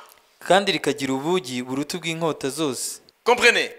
Mwumve, Quel est le rôle d'une épée? inkota ikoreshwa iki? Quel est le rôle d'une épée? Umumaro w'inkota ni uwuhe? C'est pour trancher? Si ugucamo kabiri, C'est pour pénétrer? si guhinguranya. Donc la parole de Dieu, Rero ijambo ry'Imana c'est une épée spirituelle. ni inkota y'umwuka. Et Dieu l'utilise Imana irarikoresha pour l'envoyer dans l'homme intérieur, kugira ngo iryohereze mu muntu w'imbere, pour séparer l'esprit et l'âme de l'homme. ngo itandukanye umwuka w'umuntu n'ubugingo bwe. Avant ta conversion, Mbere yo gukizwa kwawe, tout homme, umuntu wese il naît avec cette situation. avukira muri ubwo buzima. L'esprit et l'âme sont ensemble. Umwuka n'ubugingo buba ari ikintu kimwe. La vie de l'âme ubugingo ubuzima bw'ubugingo ne peut jamais être séparé de la vie de l'esprit. ntabwo bushobora gutandukanywa n'ubuzima bw'umwuka. Et au fur et à mesure qu'on grandit, uko ugenda ukura là, c'est l'âme qui prend le dessus et aspire tout ce qui est esprit. ubugingo nibwo bugenda bufata ubutware ku kintu cyose cy'umwuka. Alors, tu ne peux pas comprendre les choses de l'esprit. rero ntushobora gusobanukirwa iby'umwuka. Tu deviens seulement un homme qui est dirigé par l'intellect et par les émotions. uhinduka umuntu uyobowe gusa n'ibitekerezo n'amarangamutima yawe. Lorsqu'on parle des choses de Dieu, c'est loin de toi. iyo havuzwe ibintu by'Imana biba biri kure Alors, yawe. lorsque tu écoutes la parole de Dieu, ariko iyo wumvise ijambo ry'Imana, puisqu'elle est entre autres une épée, kubera ko muri biriya byose twavuze harimo n'uko ari inkota. d'abord feu, marteau, et puis maintenant l'épée. mbere na mbere twavuze ko ari umuriro, hanyuma inyundo, ubu rero turavuga ko ari inkota. Alors, quand tu écoutes la parole de Dieu, rero iyo uri urumva ijambo ry'Imana, c'est une épée spirituelle. ni inkota y'umwuka, Elle entre dans ton homme intérieur cyinjira mu muntu wawe imbere, et opère une chirurgie. noneho rikabaga, Sépare ton esprit et l'âme. rigatandukanya umwuka n'ubugingo byawe. Et là, tu vas commencer à être un homme spirituel. aho rero ugatangira kuba umunyamwuka, Tu commences à comprendre les choses de l'esprit. ugatangira gusobanukirwa ibintu by'umwuka, Tu commences à avoir envie de connaître Dieu. ugatangira kugira inyota yo kumenya Imana. Donc, tous nous sommes passés par la chirurgie rero twese twanyuze mu nzu y'ibagiro lorsque nous avons été convertis. igihe twahindukirira umwami. Dieu nous a opérés. Imana yaratubaze. Alléluia. Amen. Nous sommes passés dans la salle d'opé. twanyuze mu nzu yo kubagira y'imbagwa. L'épée de Dieu est entrée. inkota y'Imana yarinjiye, Elle a séparé l'âme et l'esprit. itandukanya umwuka n'ubugingo. Alléluia. Amen. Nous commençons à comprendre ce qu'avant nous ne comprenions pas. dutangira gusobanukirwa ibyo tutumvaga mbere, Mais ce n'est pas toujours fini avec ceci. ariko ntabwo ari aho bigarukira. Écoutez la fin. mwumve iherezo yabyo. L'épée de la parole de Dieu, inkota y'ijambo ry'Imana elle n'agit pas seulement dans notre homme intérieur. ntabwo rikora gusa mu muntu wacu w'imbere. L'épée de la parole de Dieu, inkota y'ijambo ry'Imana elle vient là où Satan a étendu son filet iza aho Satani yashize inshundura ze pour attraper les hommes kugira ngo afate abantu et les maintenir dans les ténèbres, abakomeze mu dans mwijima, la rébellion contre Dieu, mu kugomera Imana, c'est dans les péchés. mu byaha. Et l'épée vient inkota ikaza sur les mailles du filet. igacagagura ziriya nshundura. L'épée de Dieu coupe tous les mailles du filet de Satan. inkota y'Imana igaca izo nshundura zose za Satani. Et ceux qui étaient captifs sont libérés. abari imbohe rero bakabohoka. L'épée de Dieu fait ce travail. inkota y'Imana rero ikora uwo murimo. L'épée de Dieu fait ce travail. inkota y'Imana ikora uwo murimo. L'épée de Dieu met en pièces le filet de Satan. icagagura inshundura za Satani. C'est pourquoi il a dit, niyo mpamvu yavuze ngo l'Esprit du Seigneur est sur moi. ngo umwuka w'Uwiteka ari kuri jye. Ésaïe 61. Yesaya 61. L'Éternel m'a oint Uwiteka yaransize pour proclamer les bonnes nouvelles aux pauvres. kugira ngo menyeshe ubutumwa bwiza abakene, Guérir ceux qui ont le cœur brisé. nyiza abafite imitima ibabaye, Proclamer la délivrance aux captifs. menyeshe ukubohoka imbohe, La liberté aux captifs et la délivrance aux prisonniers. umudendezo ku mbohe no gufungurwa kw'imbohe. Et comment Jésus libère les captifs? ni gute Yesu abohora imbohe? Il les libère par son épée. akoresha inkota ye. Alléluia. Amen. Comment Jésus ouvre les portes de Satan pour que les prisonniers sortent? ni gute Yesu akingura inzugi za Satani ngo imbohe imfungwa zivemo? En envoyant son marteau ni mukohereza inyundo ye pour pironner les verrous de fer. kugira ngo imenagure ibihindizo by'ibyuma. Et les portes des démons s'ouvrent. none inzugi z'abadayimoni Le zigakinguka, marteau casse les verrous. inyundo ikamenagura Et les ibihindizo. portes des prisons de Satan s'ouvrent. noneho inzugi za gereza ya Satani zigafunguka. Les ivrognes sortent. abasinzi bagasohoka, Les prostituées sortent. indaya zikavamo, Les sorciers sortent. abarozi bakavamo, Les meurtriers sortent. abicanyi bakavamo, Tous les pécheurs sortent. abanyabyaha bose Et ils sont bakavamo, libres. bakaba b'umudendezo. Alléluia. Amen. Ça, c'est l'œuvre de la parole de Dieu. iwo ni umurimo w'ijambo ry'Imana, Et confirmé par la parole de Dieu. kandi rihamirijwe n'ijambo ry'Imana. Dans Ésaïe 45, muri Yesaya 45 verset 2, et on termine. umurongo wa kabiri Nous allons turangize. voir l'œuvre du marteau de Dieu. reka tubone umurimo w'inyundo y'Imana. Alléluia. Amen. nzakujya imbere ahataringaniye maringanizi, nzamenagura inzugi z'imiringa n'ibihindizo by'ibyuma nzabicamo kabiri. Amen. Amen. Amen. amen. Ici, on nous dit, je marcherai devant toi, j'apprendrai les chemins mortueux, je romprai les portes des reins nzamenagura inzugi z'imiringa et je briserai le verrou de fer. n'ibihindizo by'ibyuma. Mais il va rompre avec quoi? Il va briser avec quoi? azabimenaguza iki azabimenaguza iki Dans le monde spirituel, mu isi y'umwuka Satan a des prisons. satani afite gereza. Les ivrognes sont dans la prison. abasinzi bari muri iyo gereza, Les meurtriers dans la prison. abicanyi bari muri iyo gereza, Les prostituées. indaya, Tous sont des péchés. ibyo byose, ibyo byaha byose. Alors, comment Dieu vient les faire sortir des prisons? Ni gute imana iza ngo ibavane muri iyo gereza? Mais il le dit. Irabivuga hano, Il va rompre. izamenagura, Il va rompre les portes des reins.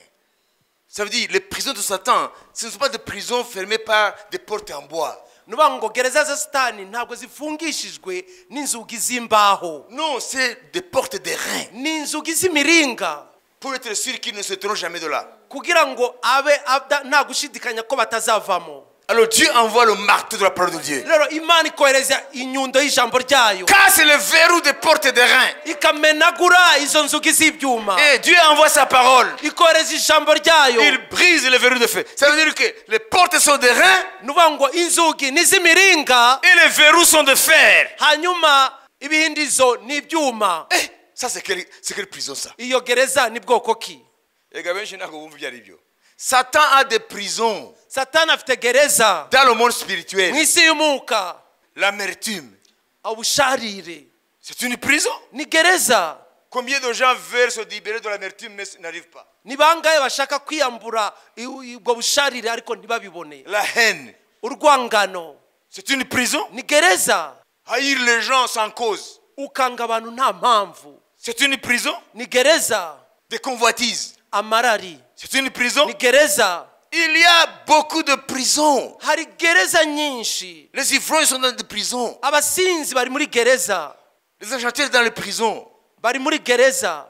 Tous les pécheurs sont dans leurs prisons. Abanyabyaha bose bari muri gereza, Quels que soient leurs péchés. utitaye ku byaha bakora. Et ces prisons-là, Kandi izo gereza les portes ne sont pas en bois. inzugi zabyo ntabwo ari iz'imbaho, Ce sont des portes de reins. ni inzugi z'imiringa, Et les verrous sont de fer. kandi ibihindizo byazo ni ibyuma. Et Dieu dit, Imana ikavuga ngo il va aller au-devant de l'homme de Dieu. azagenda, Devant l'homme de Dieu, devant le serviteur de Dieu. bazagenda imbere y'umukozi w'Imana. Dieu va aller au-devant de celui qui porte sa parole. Imana izajya imbere y'utwaye ijambo ryayo. Dieu ira au-devant de celui qui porte son marteau. Imana izajya imbere y'utwaye inyundo yayo Vers les prisons de Satan. kuri ziriya gereza za Satani, Vers les prisons de faux dieux. kuri ziriya gereza z'Imana zipfuye, Pour briser les portes des reins. kugira ngo imenagure inzugi z'imiringa Et briser les verrous de fer. no kumenagura ibihindizo by'ibyuma, Et les portes s'ouvrent. hanyuma inzugi Et les zikinguke, prisonniers sortent. imfungwa zisohoke, Recouvrent la liberté. zibone umudendezo. Alléluia. Amen. Qui a compris? Ninde Il se wabisobanukiwe? pourrait que tu sois ici et que tu es dans une prison. Birashoboka kuri hano ukaba uri muri gereza. Vous avez compris? Mwabbyumvise? La nature des prisons? Mwumvise iby'igare Niyo bya gereza? mpamvu abantu bari mu matorero bakaba buzuye urwango. Niyo mpamvu abantu bari mu matorero bakaba buzuye imijinya. Nta munezero bagira. Buzuye urwango ku bantu bitwa ngo bazaragwa ijuru rimwe. Bakaba bafite imitima yuzuyemo ubugome. Il veut se débarrasser de tout ça, mais ce n'est pas possible. Bashaka kwiyambura ibyo ariko bikabananira, Parce que ce sont des prisons réelles. kubera ko ni gereza z'ukuri, Invisibles mais réelles. ntizigaragarira amaso ariko ziriho, Et les portes sont condamnées parce que ce sont des portes de reins. kandi inzugi ntizifunguka kuko ni iz'imiringa, Et les verrous sont de fer. kandi ibihindizo byazo by'izo nzugi Et Jésus n'ibyuma. envoie Yesu akohereza serviteur umukozi we avec son marteau n'inyundo ye vers ces prisons. akajya kuri izo gereza. L'orgueil est une prison. Ubwibone, ubwirasi ni gereza, L'orgueil est une prison. ubwirasi ni gereza, La haine est une prison. urwango ni gereza, L'amertume est une prison. ubusharire ni gereza, Le non-pardon est une prison. kutababarira ni gereza. Il y a toujours des prisons. Hari gereza zo mu buryo bwose. Tu es prisonnier. Uri imfungwa, Et les gens, hypocrites qu'ils sont, ils essaient de justifier ça. Non, moi je n'aime pas celui-là. Même le Seigneur le voit. Il m'a fait ceci, il m'a fait cela. Moi je n'aime. C'est à lui de me demander pardon, c'est pas à moi. Tu es dans une prison. abantu b'injyajya bakagerageza kwisobanura ngo niwe yabinkoze hari impamvu uri muri gereza. Le non-pardon est une prison. Tababarira ni gereza. Si tu as des gens que tu ne digères pas, tu es dans une prison. Niba hari abantu utihanganira uri muri gereza. Si tu es dans le matérialisme, tu es imbibé du matérialisme, tu adores ce que tu possèdes, tu es dans une prison du matérialisme. Niba uri imbata y'ibintu ukaramya ibyo utunze uri muri gereza y'ibintu. Et cette prison est barricadée par des portes de reins. Kandi iyo gereza ifunzwe n'inzugi z'imiringa. Avec des verrous de fer. Il n'y a que le marteau de Dieu. Il n'y a que la parole de Dieu qui peut briser les portes des reins, qui peut rompre les portes des reins et briser les verrous de ces portes. Et ceux qui veulent se repentir sortent de la prison. Et c'est là où ils connaissent la liberté glorieuse de Jésus-Christ. Aujourd'hui, il y en a plusieurs parmi nous, peut-être qui sont dans les prisons. Tu n'es pas dans la prostitution, tu n'es pas meurtrier, mais tu as une haine viscérale. Tu as un cœur qui refuse de pardonner. Tu as un orgueil pas possible. Tu regardes les autres là. Hein? Tu regardes sur les épaules. Hein? Il y a beaucoup de prisons ici. Maintenant, nous allons entrer dans le ministère. Parmi d'autres choses que Dieu va faire, mais la chose particulière aujourd'hui, c'est l'Esprit qui me le dit. La chose particulière que Jésus va faire, avec d'autres choses, la principale, Dieu veut vous sortir des prisons. Consciente, inconsciente. Dieu va briser. Il veut rompre les portes des reins. Il veut briser les verrous. Mais il faut réaliser que tu es dans la prison. Parce qu'il y en a qui sont aveugles à leurs propres conditions. Ils ne savent pas comment ils sont. Ils regardent les autres. Vous vous souvenez de ce que Jésus a dit? Tu vois la paille qui est dans l'œil de ton prochain, tu ne vois pas la poutre dans ton œil.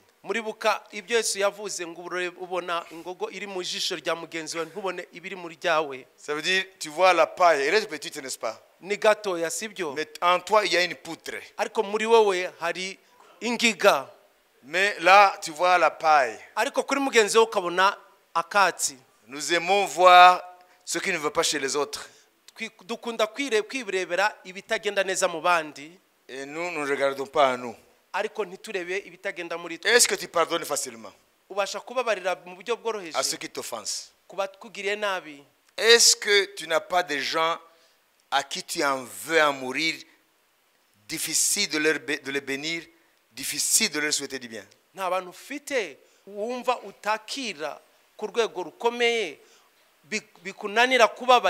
Jusqu'à ce que tu te fasses juge.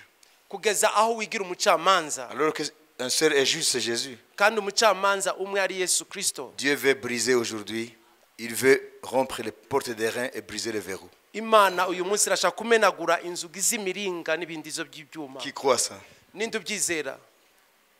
Amen. Amen. Autrement, nous serons des chrétiens hypocrites. Nous disons Alléluia. Alors qu'en nous, nous sommes des prisonniers de la haine, de l'amertume, toutes sortes de vices. Personne ne peut te délivrer. C'est Dieu lui-même, avec son marteau. Alléluia. Amen. Vous avez compris? La parole de Dieu c'est comme un feu.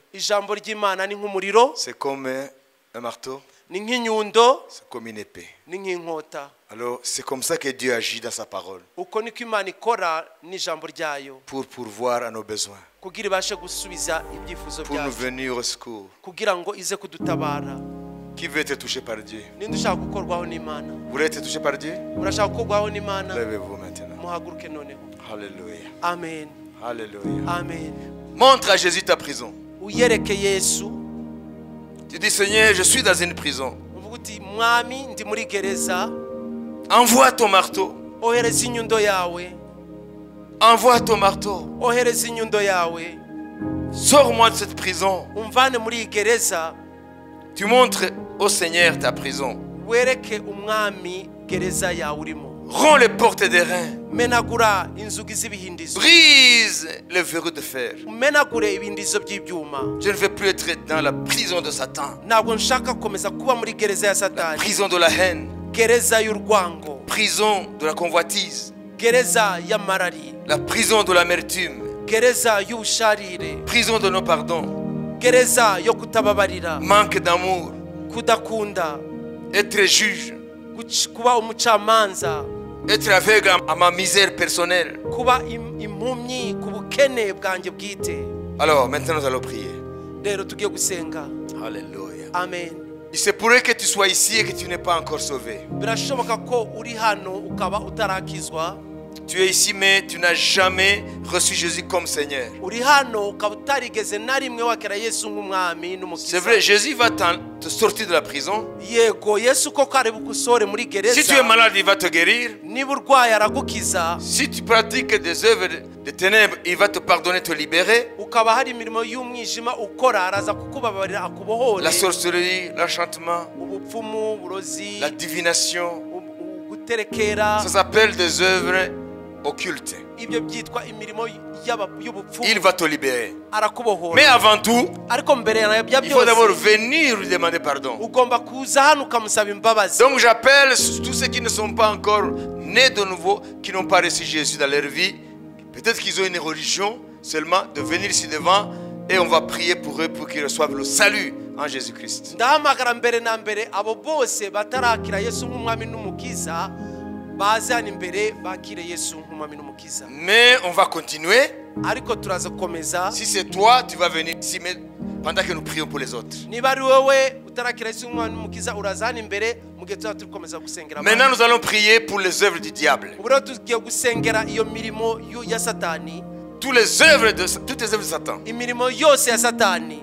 Tu dis, Seigneur Jésus, vuga uti mwami Yesu, j'ai entendu ta parole. Numvise ijambo ryawe.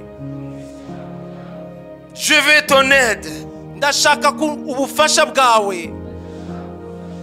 Je suis dans une prison. Ndi muri gereza.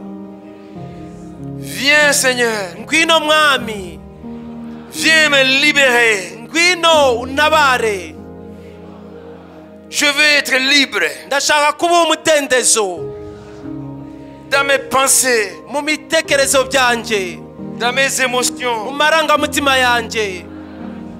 Dans ma vie intérieure. Mu buzima bwanjye bw'imbere. Je vais pardonner facilement. Ndashaka ngo kujya mbabarira mu buryo bworoshye. À ceux qui m'offensent. Abankoreye nabi. Je ne vais pas garder une haine contre quiconque. Sinshaka kukomeza kwanga uwo ari we wese. Je ne veux pas être prisonnier de la haine. Nshaka kuba imbohe y'urwango. Je ne veux être prisonnier de l'amertume. Sinshaka kuba imbohe y'ubusharire. Toi tu pardonnes sans compter. Wowe ubabarira utabaze. À quiconque vient vers toi. Uwo ari we wese aja gusanga. Donne-moi ton cœur, Seigneur Jésus. Mu mutima wawe mwami Yesu. Pour pardonner. Kugira ngo mbabarire. Remplis-moi de ton amour. Nyuzuza urukundo rwawe. Envers mon Dieu et envers le prochain. Ku mana yanje na mugenzi wanje. Je crois que ta parole est un marteau. Ndizera ko ijambo ryawe ari inyundo. pour briser les verrous des portes et des prisons de Satan. kugira ngo rimenagure ibihindizo by'ibyuma bya gereza za Satani. Pour rompre les portes des reins. Kumenagura inzugi z'imiringa. Oui, Seigneur Jésus. Yego mwami Yesu. Envoie ton marteau maintenant. Ohereza inyundo yawe noneho.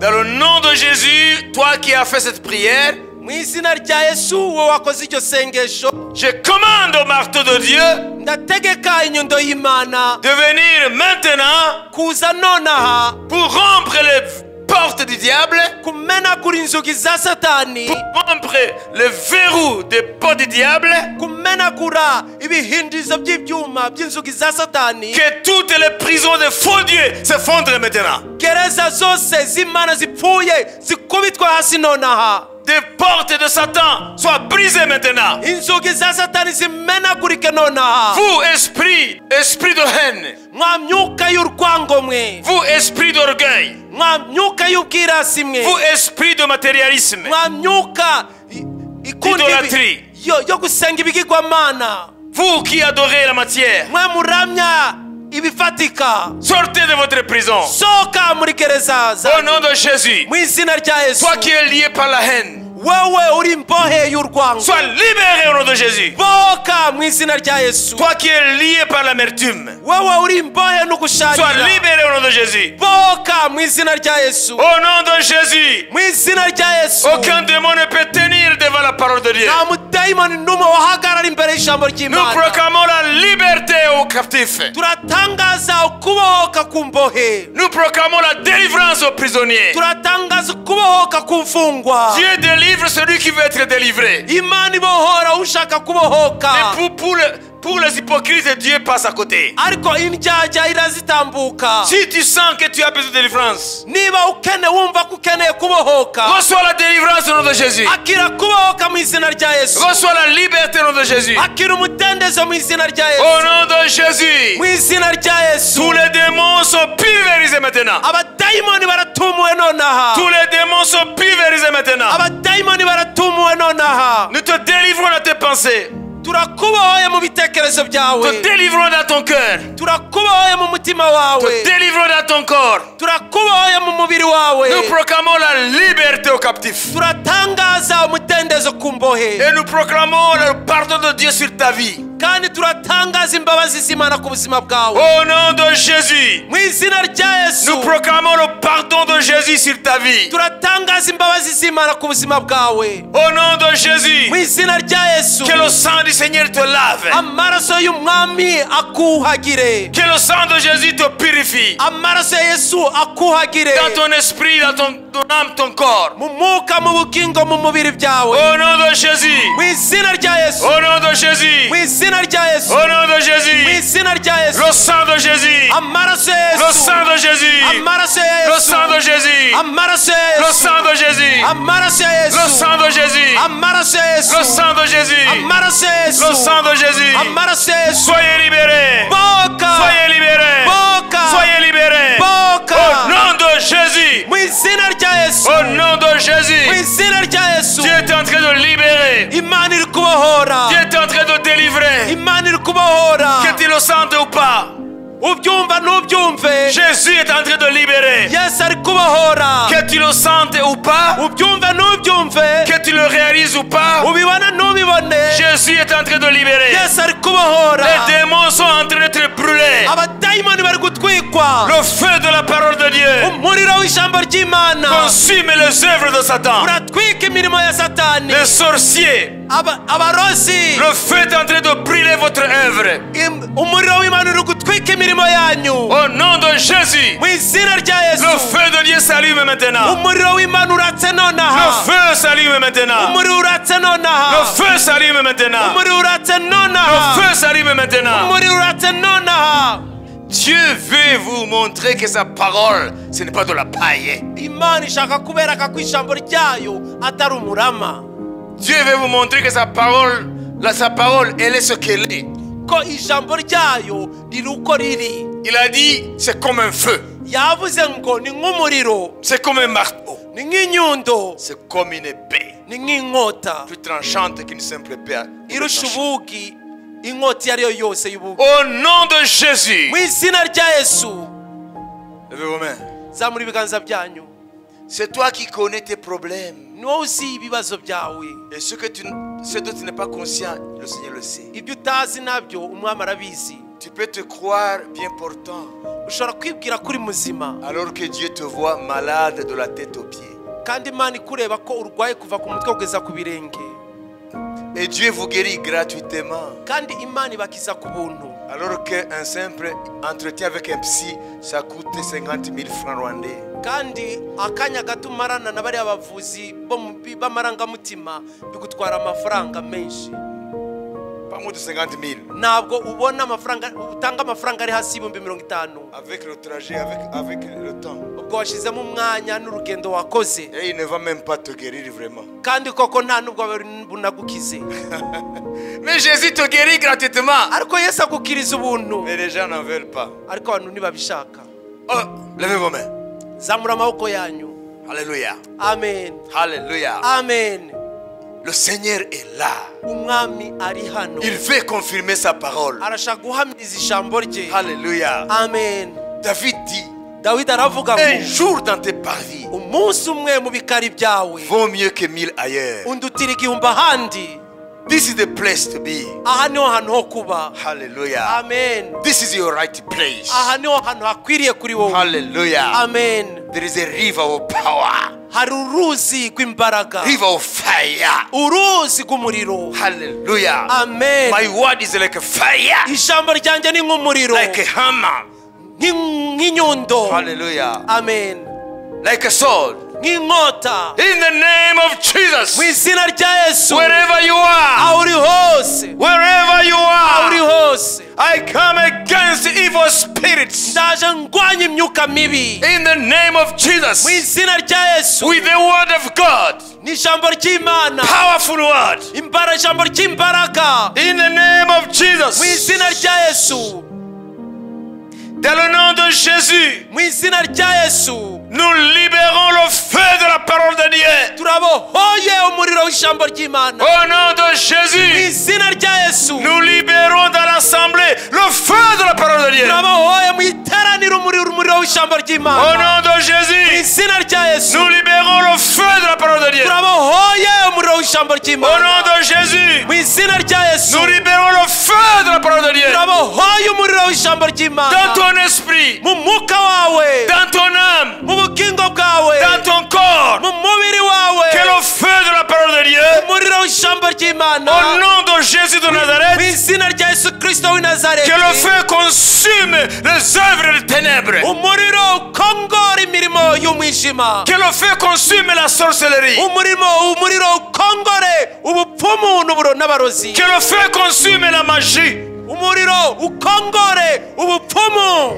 Que le feu consume toutes les œuvres ancestrales du domaine des ténèbres. Umuriro ukongora imirimo yose ya zakarande z'umwijima. Que le feu consume ton passé qui ne glorifie pas Dieu. Umuriro w'Imana ukongore ejo hatama amateka yawe adahesha Imana icyubahiro. Je vois le feu de Dieu pénétrer ton passé. Ndabona umuriro w'Imana winjiye mu mateka yawe. Je vois le feu de Dieu pénétrer dans ton passé. Ndabona umuriro w'Imana winjiye mu mateka yawe. Je vois le feu de Dieu pénétrer dans ton passé. Ndabona umuriro w'Imana winjiye mu mateka yawe. Dieu est en train de consumer les œuvres du passé. Imana irimo gutwika imirimo y'amateka yawe. Ce qu'ils ont fait lorsque tu étais dans le ventre de ta mère. Ibyo ibyakozwe igihe wari mu nda ya nyoko. Ce qui a été fait lorsque tu es né. Igihe ibyakozwe igihe wavukaga. Ce qu'on a fait lorsque tu étais enfant. Igihe ibyakozwe igihe wari umwana uruhinja. Ce qu'on a fait lorsque tu as grandi. Ibyakozwe igihe uri gukura. Ce qu'on a fait lorsque tu étais prêt à se marier. Ibyakozwe igihe wari ugiye gukora ugushingirwa. Lorsqu'on a fait pour ta maison. Ibyakozwe ku nzu yawe. Look at me, look at me. ndeba mundebe mu maso. Dieu est en train de consumer le feu dans ton passé. Imana irimo gutwika mu mateka yawe. Le feu de Dieu pénètre vos passés. Umuriro w'Imana winjiye mu mateka yawe. Il y a des œuvres dont vous n'êtes pas conscient. Hari imirimo wowe utazi ubwawe. Il y a des œuvres, tu n'es pas conscient de ces œuvres. Hari imirimo utazi wowe ubwawe. Il y a des choses qui ont été faites dans ton enfance. Hari ibintu byakozwe mu buto bwawe. Lorsque tu as été conçu, igihe watwitwaga. il y a des pratiques occultes. Hari imihango ya gipfumu. Au nom de Mu Jésus, izina rya Yesu. vous qui voulez la délivrance, mwe mushaka levez vos kubohoka. mains. Zamura ibiganza byanyu. Le feu de Dieu tombe maintenant. Umuriro w'Imana uramanutse nonaha. Le feu de Dieu vient consumer votre passé de ténèbres. Umurimo w'Imana uratwika amateka yanyu y'umwijima. Toutes les pratiques occultes Ibyakozwe by'inda by'ubupfumu sur votre vie ku buzima bwanyu et qui vous empêchent de grandir de la foi, bikababuza gukura mu kwizera, qui vous empêchent d'être des chrétiens normaux. bikababuza kuba abakristu bashitse. Au nom de Mu Jésus, izina rya Yesu je viens contre toute opposition ndaje ndwanya imbaraga zose qui empêche l'œuvre de Dieu de te toucher. zibuza umurimo w'Imana gukora kuri wowe. Il y a des esprits d'opposition ici. Hari imyuka hano iri kurwanya. Il y a des puissants d'opposition ici. Hari imbaraga z'umwijima ziri kurwanya umurimo hano. Tu n'en es pas conscient, mais tu es le support. Ntabwo ubizi ariko ziri muri wowe. Dans le nom de Jésus, Mu izina rya Yesu nous amenons le feu de ta vie. bazanye umuriro. Fire! Umuriro. Fire upon you! Umuriro kuri wowe. Fire! Umuriro. Fire! Umuriro. Ici, regardez-moi. Hano mu ndebe. Dans le nom de Jésus. Mu izina rya Yesu. Ici, regardez-moi. Hano mu ndebe. Dans le nom de Jésus. Mu izina rya Yesu. J'appelle le feu. Ndahamagara umuriro. Le feu de la parole de Dieu. Umuriro w'ijambo ry'Imana. Le feu vient sur ta vie. Umuriro uje ku buzima bwawe. Le feu pénètre ton passé. Umuriro winjiye mu mateka yawe. Le feu pénètre ta famille. Winjiye mu muryango wawe. Le feu pénètre tes ancêtres. Winjiye muri ba sogokuruza bawe. Jusqu'à la 4e génération. Kugeza ku gisekuruza cya kane. Au nom de Jésus. Mu izina rya Yesu. Nous délions le feu. Kuri umuriro. Le feu. Umuriro. Le feu vient consumer. Umuriro uratwika. Au nom de Mu Jésus. izina rya Yesu. Receive fire right Akira now. umuriro nonaha. In the name of Mu Jesus. izina rya Yesu. Yes, fire. Yego umuriro. Fire, fire, fire, fire, fire, fire, fire, fire, fire, fire, fire, fire, fire, fire, fire. Le feu, le feu, le feu.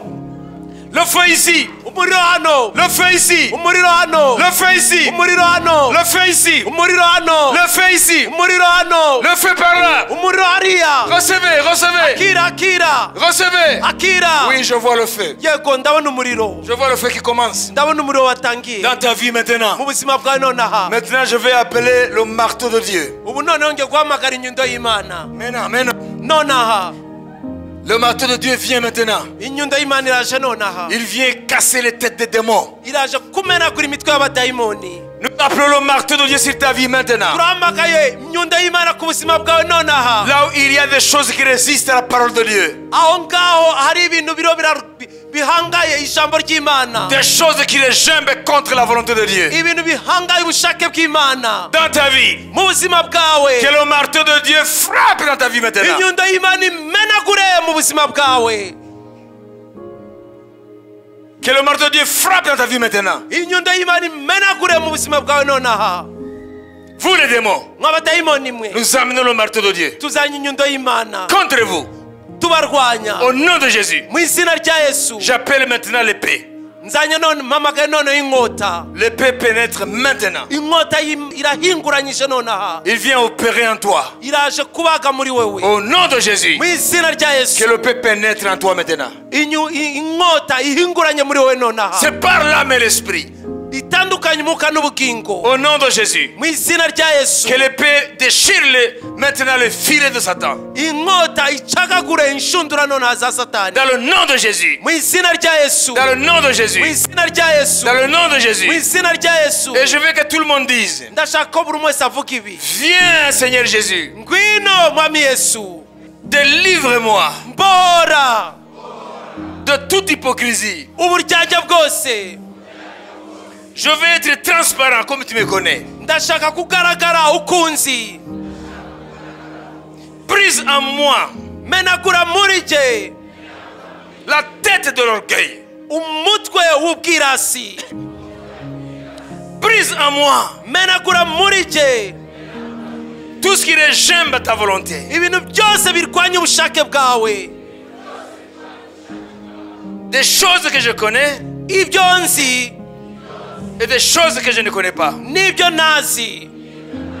Je veux être une nouvelle créature aujourd'hui. ndashaka kuba icyaremwe gishya uyu munsi, Libéré de tout lien avec le monde démoniaque. ubohotse ku migozi yose y'ubwami bw'abadayimoni. Je ne veux plus rien avoir avec Satan. sinshaka kugira icyo muri aho na satani. Je veux aujourd'hui la pleine liberté. ndashaka uyu munsi amahoro n'umudendezo. Ah, je sens le Seigneur me dit l'onction est déjà là. Levez vos mains. ndumva umwami ambwiye ko amavuta ari hano. Oui, je sens la puissance de Dieu. ndumva imbaraga z'Imana. Ça va commencer ici. bigiye guhera hano. zamura amaboko. 1, 2, 3. rimwe kabiri gatatu. In the name of mu Jesus. izina rya Yesu. Recevez, recevez. akira Oui, l'onction vient. amavuta araje. L'onction vient maintenant. amavuta araje nonaha. L'onction vient maintenant. amavuta araje nonaha. L'onction vient maintenant. amavuta araje L'onction nonaha. vient maintenant. amavuta araje L'onction vient nonaha. maintenant. Recevez le Jésus. Receive. akira Receive. akira Receive. akira Receive. akira Receive. akira Receive. akira In Jesus' mu name. izina rya Yesu. Recevez, recevez. akira Recevez. akira. Tu as invité Jésus. Tu as invité Jésus. wahamagaye Yesu. Alors reçois, reçois. akira rero. Vous ne priez pas, vous recevez. mwisenga nimwakire gusa. Il vient tranquillement. araje atuje Au nom de Jésus. mu izina rya Yesu. Recevez la délivrance. akira kubohoka. Recevez la liberté. akira umudendezo. Recevez au nom de Jésus. akira mu izina rya Yesu. Recevez au nom de Jésus. akira mu izina rya Yesu. Recevez au nom de Jésus. akira mu izina rya Yesu. Recevez. akira Recevez. akira Recevez. akira. La recevez. hariya mwakire Recevez. mwakire Au nom de Jésus. mu izina rya Yesu. Jésus est en train de vous délivrer. Yesu ari kukubohora. Oui, oui, yego Oui. yego oui. yego Oui, Jésus. yego mwami. Oui, Jésus. yego Yesu. Guéris. kiza Délivre. bohora Libère. bohora Libère. bohora Libère. bohora Libère. bohora Guéris. kiza Délivre. bohora. Rends la liberté aux captifs. zana umudendezo imbohe. La liberté aux prisonniers. fungura La imfungwa. délivrance aux prisonniers. bohora imbohe. Liberté aux captifs. umudendezo ku mfungwa Au nom de Jésus. mu izina rya Yesu. Maintenant, nous allons venir contre toute forme de maladie. ubu rero tuje dusengera ingwara zose zo mu buryo Jésus bwose. vous a délivré par rapport à votre passé. Yesu yababohoye ku mateka yanyu, Connu, inconnu. azwi n'atazwi, Connu, inconnu. azwi na ayuzi n'atazi. Tout ce qui a été pratiqué sur votre vie. ibyakorewe ku buzima bwawe byose, Tout ce qui a été fait sur ta vie. ibyakorewe ku buzima bwawe byose, Lorsque tu as été conçu. Lorsque tu as été conçu. igihe bagutwitaga mu nda, Tu es né. waravutse, Tu as grandi. urakura, Tu es marié. urashaka, Toute l'histoire personnelle de ta vie. amateka y'ubuzima bwawe bwose. Le feu de Dieu a visité ton passé. umuriro w'Imana wagendereye amateka yawe, Et a brisé toutes les pratiques occultes. umenagura ibyakukorewe byose by'abapfumu n'abarozi. Maintenant, le lien avec le monde occulte est brisé. ubu rero imigozi yari guhuje n'iyo si y'abapfumu n'abarozi yacagaguritse. Maintenant, on ne te cherche plus dans le monde des ténèbres. ubu rero ntawe kwikubona mu isi y'umwijima. Il faut savoir que Dieu a coupé tous les liens ukwiye kumenya ko Imana yacagaguye imigozi yose avec le royaume de Satan. yaguhuzaga n'ubwami bwa Satani. Maintenant, nous allons, pour terminer, à la guérison. noneho kugira ngo dusoze tugiye kugusengera indwara. Non seulement la guérison, ntabwo ari indwara gusa, mais aussi demander au Seigneur de renforcer votre système immunitaire. no gusaba umwami guha imbaraga zindi ubudahangarwa bwanyu. Miraculeusement, mu buryo bw'igitangaza Dieu va ramener à l'état normal le nombre de globules blancs et aussi des globules rouges. imana iraza kugarura kandi ku kigero gikwiriye amaglobule y'umutuku n'ay'umweru Abasirikare b'umubiri wanyu ku mubare ukwiriye ndetse n'ibiranga amaraso. Amen. amen. Dieu a dit la fois passée qu'il a guéri l'anémie. Vous comprenez?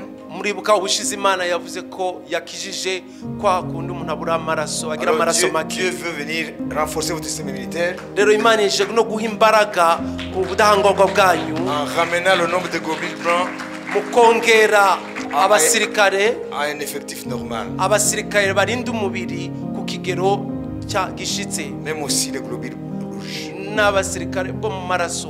Les globules blancs, ce sont ceux qui forment notre immunité. bamwe n'abasirikare barinda umubiri. Les globules rouges, ça fait partie de l'état de notre sang. abandi n'abagize amaraso. Alléluia. Amen. Alors, levez vos mains. muzamurera amaboko Si yanyu. tu es malade, il va te guérir. niba urwaye aragukiza. Si tu as un problème avec le système immunitaire, niba ufite ikibazo ku bijyanye n'ubudahangarwa, Jésus va équilibrer tout ça. yesu araza kubitunganya ibyo Ton byose. organisme résistera contre les attaques. umubiri wawe uzahita ugira ubudahangarwa ku bitero byose. Rien n'est impossible à notre Dieu. nta kintu na kimwe kidashobokera imana yacu. On nous a dit dans la parole, batubwiye mu ijambo il est notre rocher. ni igitare cyacu. Le rocher est limité, igitare cyabo gifite aho kigarukira, mais notre rocher est illimité ariko igitare cyacu cyo ntikigira aho kigarukira dans sa capacité d'agir. mu bushobozi bwo gukora. Alors nous allons appeler le Seigneur maintenant. rero tugiye guhamagara umwami nonaha. Attends-toi à la puissance de Dieu. witege kubona imbaraga z'imana. Alléluia. amen. Alléluia. amen. Alléluia. Hallelujah. Alléluia. Hallelujah. Tu es puissant. Tu es puissant. Tu es puissant, Seigneur. Tu es puissant. Jésus est puissant. Tu es puissant. Hosanna. Hosanna. Hosanna. Hosanna. Hosanna. Hosanna. Hosanna. Hosanna. Nous croyons, Seigneur, à tes miracles. twizera mwami ibitangaza byawe. We believe in miracles. turizera ibitangaza. Je te présente toutes les maladies. ndakweretse indwara zose. Je te présente le système immunitaire défaillant. ndakweretse ubudahangarwa bwatakaje ubushobozi. Tu connais nos corps. uzi imibiri yacu. Tu connais là où ça coince. uzi ahari ikibazo. Tu sais tout de nous. uzi byose bitwerekeye. Tu nous veux en bonne santé. ushaka ko tuba bataraga mu mibiri. J'attends le diabète. J'attends le mot diabète. ndumva ijambo diabete. Ceux qui sont conscients qu'ils sont diabétiques, abazi qui ko lèvent les mains. bafite ikibazo cya diabete bazamura amaboko yabo. Ils ne pensent pas, mais ils le savent. ntabwo babitekereza ahubwo barabizi. Il est là? hari uhari Diabète. afite ikibazo cya Le diabete. diabétique. hari uhari. Hein, il est où? Ah, vous cédez la place ici aux diabétiques. Ici. mubahe umwanya hano. Ils savent.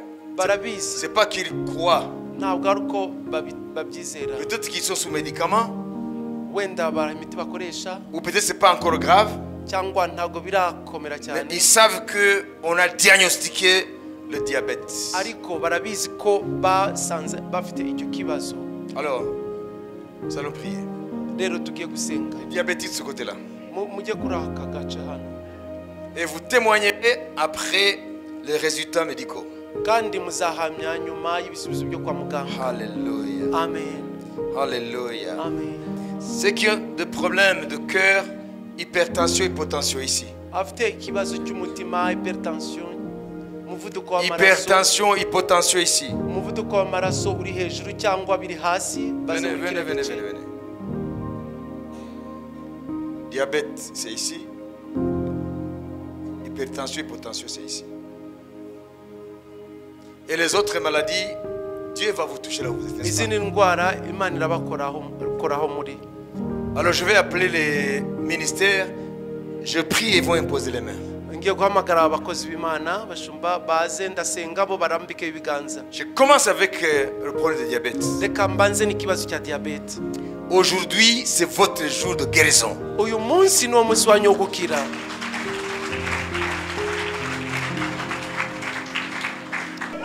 Mu izina rya Yesu, Esprit de diabète, mwuka wa diabete je te maudis. ndakuvumye. Au nom de Jésus, Mu izina rya Yesu nous délions la guérison. turabona gukira. Au nom de Jésus, Mu izina rya Yesu, au nom de Jésus, mu izina rya Yesu, esprit de diabète, mwuka wa diabete quitte le corps, va mu mubiri, quitte le corps, va mu mubiri, quitte le corps. va mu mubiri. Au nom de Jésus, Mu izina rya Yesu, que le feu de Dieu, umuriro w'Imana, le feu de Dieu umuriro w'Imana te consume. ugutwike. Toi diabète, Wowe diabete, le feu de Dieu umuriro w'Imana te consume. ugutwike. Au nom de Jésus, Mu izina rya Yesu nous commandons turategeka à la puissance du diabète imbaraga za diabete d'être brisée maintenant.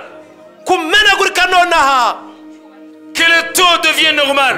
ibipimo bibe bizima. Au nom de Mu Jésus, izina rya Yesu, Jésus te guérit du diabète. Yesu aragukije diabete. Jésus te guérit du diabète. Yesu aragukije diabete. Esprit de diabète, Wa mwuka wa tu diabete n'as plus de place dans son corps. nuko nta mwanya ugifite mu mubiri we. Il est guéri, elle est guérie. Yakize, yakize. Au nom de Jésus, Mu izina rya Yesu diabète disparaît. diabete yatumutse. Alors vous, problème de hypertension, hypotension. Mwebwe mufite ikibazo pasteur cy'umuvuduko w'amaraso hano, Là où étaient les diabétiques, aha ngaha hari aba bafite ikibazo cya diabete n'est-ce pas ici? hano, Ceux qui ont des problèmes respiratoires, abantu bafite ibibazo by'ubuhumekero, ici. Problème respiratoire là-bas. ibibazo byo mu myanya Là y'ubuhumekero. maintenant, problème hypertension, hypotension. Hano ni ikibazo cy'umuvuduko 1, w'amaraso. 2, 3, imposez les mains. Rimwe kabiri gatatu murambike Dans le nom de Jésus, mu izina rya Yesu nous venons contre turaje turwanya les anomalies ibibazo au niveau du cœur, mu mutima, au niveau du rythme cardiaque, ku mutima utera, hypertension. wa muvuduko w'amaraso we, De commando wa kibazo cy'umuvuduko w'amaraso we, de quitter son corps maintenant. turagutegeka kuva mu mubiri nonaha. Hypotension, Wa kibazo cy'umuvuduko w'amaraso we hypertension, ukabije cyangwa uri hasi, disparaît au nom de Jésus. bura mu izina rya Yesu, Disparaît au nom de Jésus. tumuka mu izina rya Yesu, Disparaît au nom de Jésus. tumuka mu izina rya Yesu. La tension artérielle Umuvuduko w'amaraso revient à la normale. wongera ube muzima. La tension artérielle Wa muvuduko w'amaraso we revient à la normale. garuka ube muzima Au nom de mu Jésus. izina rya Yesu. Tension artérielle Wa muvuduko w'amaraso revient à la normale. garuka ku bipimo bizima. Hypertension, Wa muvuduko w'amaraso hypotension, ukabije des n'udakabije, problèmes de palpitation. gutera k'umutima, Reçois une palpitation normale. umutima utere ku kigero Au gikwiye. nom de Jésus. Mu izina rya Nous Yesu croyons au miracle. turizera Nous ibitangaza, croyons au miracle. turizera Nous ibitangaza, croyons au miracle. turizera Au ibitangaza. nom de Mu Jésus. izina rya Yesu Reçois la palpitation normale. akira gutera k'umutima ku kigero gikwiriye. Dieu te guérit. Imana iragukijije. Bénis le Seigneur. Umugisha icyubahiro Imana. Problème respiratoire. Ibijyanye n'imyanya y'ubuhumekero, Ici, problème respiratoire. hano ikibazo Là où il y cy'imyanya avait y'ubuhumekero. les gens qui ont des problèmes de tension artérielle ici. Hano hari ikibazo cy'umuvuduko w'amaraso, Alors il faut qu'ils viennent ici. Les gens qui ont des problèmes au niveau de l'estomac. Ici. abantu bafite ikibazo cy'igifu, Là. uburwayi bw'igifu. Alors les ministères vont venir ici. Abakozi b'Imana baze muri iki gice. Nous voulons des témoignages. Turifuza ubuhamya. Il faudra que vous alliez vérifier Mukwiye kujya kwisuzumisha pour que vous donniez le témoignage que Dieu a fait. kugira ngo mutange ubuhamya bw'Imana yakoze. Alors, problème respiratoire. Rero ikibazo cy'imyanya y'ubuhumekero, Dans le nom de Jésus, mu izina rya Yesu nous venons contre les maladies du système respiratoire. tuje turwanya indwara zo mu myanya y'ubuhumekero. Nous commandons maintenant Turategeka au nonaha problème respiratoire ikibazo cy'imyanya y'ubuhumekero de quitter ta vie maintenant. kuva mu buzima bwawe Quitter nonaha, ton corps maintenant. kuva mu mubiri wawe Toi qui as nonaha. des problèmes respiratoires, Ufite ibibazo byo mu myanya reçois la y'ubuhumekero, guérison. akira gukira. Vous, esprit impur, Mwa myuka ihumanye, maladie héréditaire, mwa myuka yakarande maladie héréditaire. indwara muvana ku basekuruza Commande de quitter maintenant. turabategeka kugenda nonaha Problème respiratoire wa kibazo cy'imyanya y'ubuhumekero d'origine héréditaire. ukura yakarande Problème respiratoire d'origine héréditaire. ikibazo cy'ubuhumekero ukomora ku babyeyi bawe Te commande de quitter maintenant. turagutegeka kugenda nonaha Toi qui as des problèmes respiratoires, wowe ufite ikibazo cy'ubuhumekero le feu de Dieu vient maintenant. umuriro w'Imana uraje nonaha Viens consumer cette maladie. ngwino ukongora iyo ndwara Respire normalement. humeka mu En buryo tout temps. homeka nk'uko bikwiriye Dans le chaud, dans le froid. humuka nk'uko bikwiriye haba mu bukonje haba mu bushuhe Dans le chaud, dans le froid. haba mu bushuhe haba mu bukonje Reçois la respiration normale. akira guhumeka mu Nous buryo libérons tes bwiza poumons. turabohora ibihaha byawe Nous délions tes poumons. turabohora ibihaha Nous byawe délions tes poumons. turabohora ibihaha Nous byawe délions tes poumons. turabohora ibihaha Nous byawe délions tes poumons. turabohora ibihaha Nous byawe délions ton système respiratoire. turabohora imyanya y'ubuhumekero Au nom bwawe de Jésus. izina rya yesu Recevez. akira Recevez. akira Il faut que les ministères avancent là-bas. abakozi Recevez. b'Imana bajyamo hariya hirya inyuma Recevez. mwakire Alors ici, nous allons prier contre l'estomac, n'est-ce pas? hano tugiye gusengera afite ikibazo cy'igifu Les maladies au niveau de l'estomac. ibibazo mu gifu Respiratoire, c'est fini. Les problèmes au niveau de l'estomac. ibibazo mu gifu Nous venons contre les problèmes d'estomac. turaje turwanya ibibazo by'igifu Que ce soit l'ulcère, byaba ibisebe mu gifu quand tu manges, quand tu bois quelque chose, iyo uriye nyo ikintu ça te brille dans l'estomac. kumva biragutwika mu gifu Nous commandons cette maladie. turategeka iyo ndwara De quitter ton corps maintenant. kurekura uyu mubiri wawe nonaha Recevez la guérison. akira gukira Délions l'onction de guérison maintenant. turarekura amavuta akiza Le nonaha feu de guérison. umuriro ukiza Reçois la guérison. akira gukira Problème d'estomac. ibibazo by'igifu Problème d'estomac. ikibazo by'igifu Ulcère d'estomac. ubisebe mu gifu Infection. Reçois la guérison. akira gukira Dans le nom de mu Jésus. izina rya yesu Dans le nom de mu Jésus. izina rya yesu Recevez la guérison. akira gukira Au nom de mu Jésus. izina rya yesu Recevez la guérison. akira gukira La guérison dans ton estomac. gukira mu gifu cyawe Au nom de mu Jésus. izina rya yesu Au nom de Jésus. mu izina rya yesu Ceux qui ont des problèmes de nerfs ici. abafite ibibazo by'imitsi hano Vite, vite.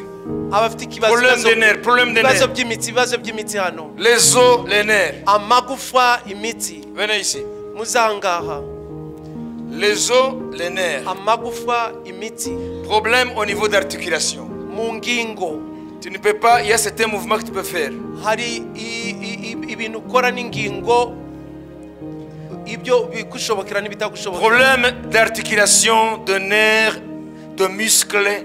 ibibazo by'ingingo imitsi mu nyama Il y a des endroits où ça coince. hari ahantu wumva bitagenda Alors recevez, recevez. mwakire rero mwakire Au nom de Jésus, mu izina rya yesu nous appelons la guérison du Seigneur. turahamagara gukiza k'umwami Le Saint-Esprit vous visite maintenant. umwuka wera arabagendereye nonaha Apporte la guérison maintenant azanye gukira nonaha dans tes muscles, mu nyama zawe dans tes os, mu magufa yawe dans tes articulations. mu ngingo zawe Le Seigneur vient te libérer maintenant. umwami araje kukubohora nonaha Reçois la guérison maintenant. akira gukira Au nonaha niveau de tes nerfs, mu mitsi yawe au niveau de tes muscles, mu nyama zawe au niveau de tes os, mu magufa yawe au niveau d'articulation. mu ngingo zawe Les mouvements que tu ne faisais pas ibyo utakoraga ou tu les faisais difficilement. ukabikora cyangwa biruhanije Aujourd'hui, tu reçois la guérison. uyu munsi wakiriye Au gukira nom de Jésus, mu izina rya sois yesu guéri maintenant. urukira nonaha Dans tes nerfs,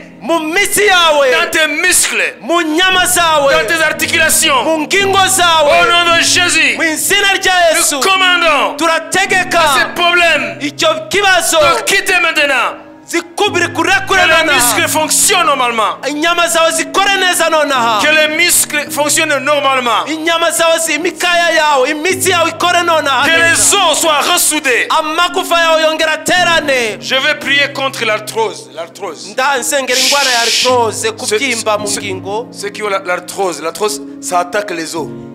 bifata amagufa Hein? uburibwe Arthrose. bw'amagufa uburibwe bw'amagufa Ah. ingwara yo kumungwa amagufa. Arthrose. Tu as l'arthrose? Ah, voilà. Je sentais à moi qu'il y a l'arthrose ici. Numvaga jewe hano ko ariho iyo ngwara yo kumunga amagufa. Qui est là? Qui est là? Ninde ari hano. Voilà, donc il y a parmi d'autres maladies, quand le Seigneur les nomme, il faut savoir que c'est le Seigneur qui dit il y a un problème précis, n'est-ce pas? Mu ngwara iyo umwama zivuze amazina nuko iba ihari. L'arthrose, il est où? Wewe iri hehe? Au nom de Jésus. Mu izina rya Yesu. Arthrose. À partir de maintenant. Were nona. Arthrose. Wangwari munga amagufa. Quitte. Genda. Quitte. Genda. Quitte. Genda. Quitte. Genda. Quitte. Genda. Quitte. Genda. Quitte. Genda. Quitte les genoux. Va mu mavi. Quitte les genoux. Va mu mavi. Arthrose. Wangwari munga amagufa. Quitte les genoux. Va mu mavi. Au nom de Jésus. Mu izina rya Je Yesu. te maudis. Ndakuvumye. Esprit d'arthrose. Wa muka umunga amagufa. Fire. Genda. Fire. Genda. Dans les lieux arides. Mu butayu. Fire maintenant. Genda Dans nonaha. les lieux arides. Mu butayu. Arthrose est partie. Iyo ngwari munga amagufa yagiye. Acclamons le Seigneur. Ikomere umwami amashi. Arthrose est partie. Yagiye iyo ngwara. Et vous les autres, vous êtes guéris. Namwe abasigaye mwakize. Vous qui avez des problèmes de nerfs, guéris. Namwe mufite ikibazo cy'imitsi byarangiye mwakize. Guéris, guéris, guéris. Mwakize. Alors ici, Hano. ici, Ahangaha. ici ceux qui ont des problèmes de tumeur, Abafite ibibyimba. petits ou grands, ici. Muze hano. Byaba bito, byaba Les binini. tumeurs, les tumeurs. Ikintu cyitwa ikibyimba cyose. Ici les tumeurs. Ahangaha. Il y en a, les tumeurs. Hari ufite hano. Kyste ou tumeur. Kaba kabyimba gato, cyaba Myome. kinini, cyaba mu nda, aho cyaba kiri hose. Là, urashika rabara. Hano. Il y a beaucoup de guérisons qui se font. Hari gukira ingwara kwinshi kuri kurakoreka. Alléluia. Amen. Alors, nous allons prier. Dans le nom de Jésus, Mu izina rya Yesu. nous commandons Turategeka à toutes sortes de tumeurs, kuri ibyo bibyimba byose byo mu buryo bwose. kystes, Twaba duto, des myomes. byaba binini byo mu nda. Nous commandons aux tumeurs, Turategeka ibyo bibyimba quelle que soit leur grosseur, uko bingana kose de disparaître dans ton corps. kubura mu buzima bwawe. Au nom de Jésus, Mu izina rya Yesu. tumeur disparaît, Kibyimba vamo. kyste disparaît, Wakabyimba we genda. myome disparaît. Wakibyimba cyo mu nda we Au genda. nom de Mu Jésus, izina rya Yesu. c'est fait. Byakoretse. Dieu vous a guéri. Imana irabakijije. Dieu vous a guéri. Imana yabakijije. Seigneur, tu es le Dieu des miracles.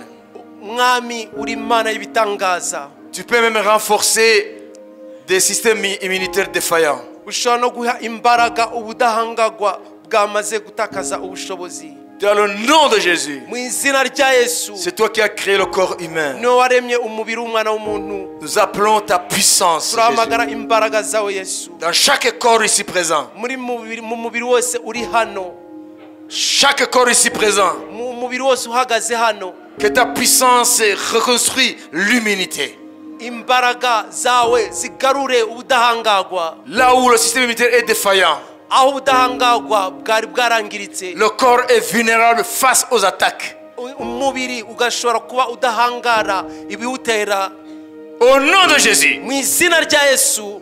que ton système immunitaire soit reconstruit maintenant. Ubudahangagwa bwawe bwongere bwubakwe nonaha. Reçois les globules blancs au nombre suffisant. Akira abasirikare bo barinda umubiri ku gipimo gikwiriye. Reçois les globules rouges au nombre suffisant. Akira abasirikare bo mu maraso mu mubare ukwiriye. Mais surtout reçois le nombre de soldats, les globules blancs suffisants. By'umwihariko akira abasirikare barinda umubiri bahagije. Un système immunitaire fortifié Ubudahangagwa bwakira imbaraga qui résiste au virus. buhangana n'amavirisi. Au nom de Mu Jésus, izina rya Yesu. Jésus reconstruit ton système immunitaire. Yesu ashaka kubaka ubudahangagwa bwawe. Jésus recrée ton système immunitaire. Yesu aremye busha ubudahangagwa Tu bwawe. vas résister au virus. Uraza guhangara amavirisi. Tu vas résister au virus. Uraza guhangara amavirisi. Tu vas résister aux infections. Uraza guhangara za infection. Tu vas résister aux toutes sortes d'attaques. Uraza guhangara ibitera umubiri byose. Au nom de Jésus, Mu izina rya Yesu. ton système immunitaire, Ubudahangagwa bwawe maintenant, nonaha il est reconstruit. bwongeye kubakwa Il est fortifié. bwongeye kwakira À imbaraga partir d'aujourd'hui, uhere none tu ne seras plus maladif. ntuzongera À kugwaragurika partir d'aujourd'hui, uhere none tu ne seras plus maladive. ntuzongera kugwaragurika Au nom de mu Jésus, izina rya yesu que tout le monde dise Amen. mwese muvuge ngo amen.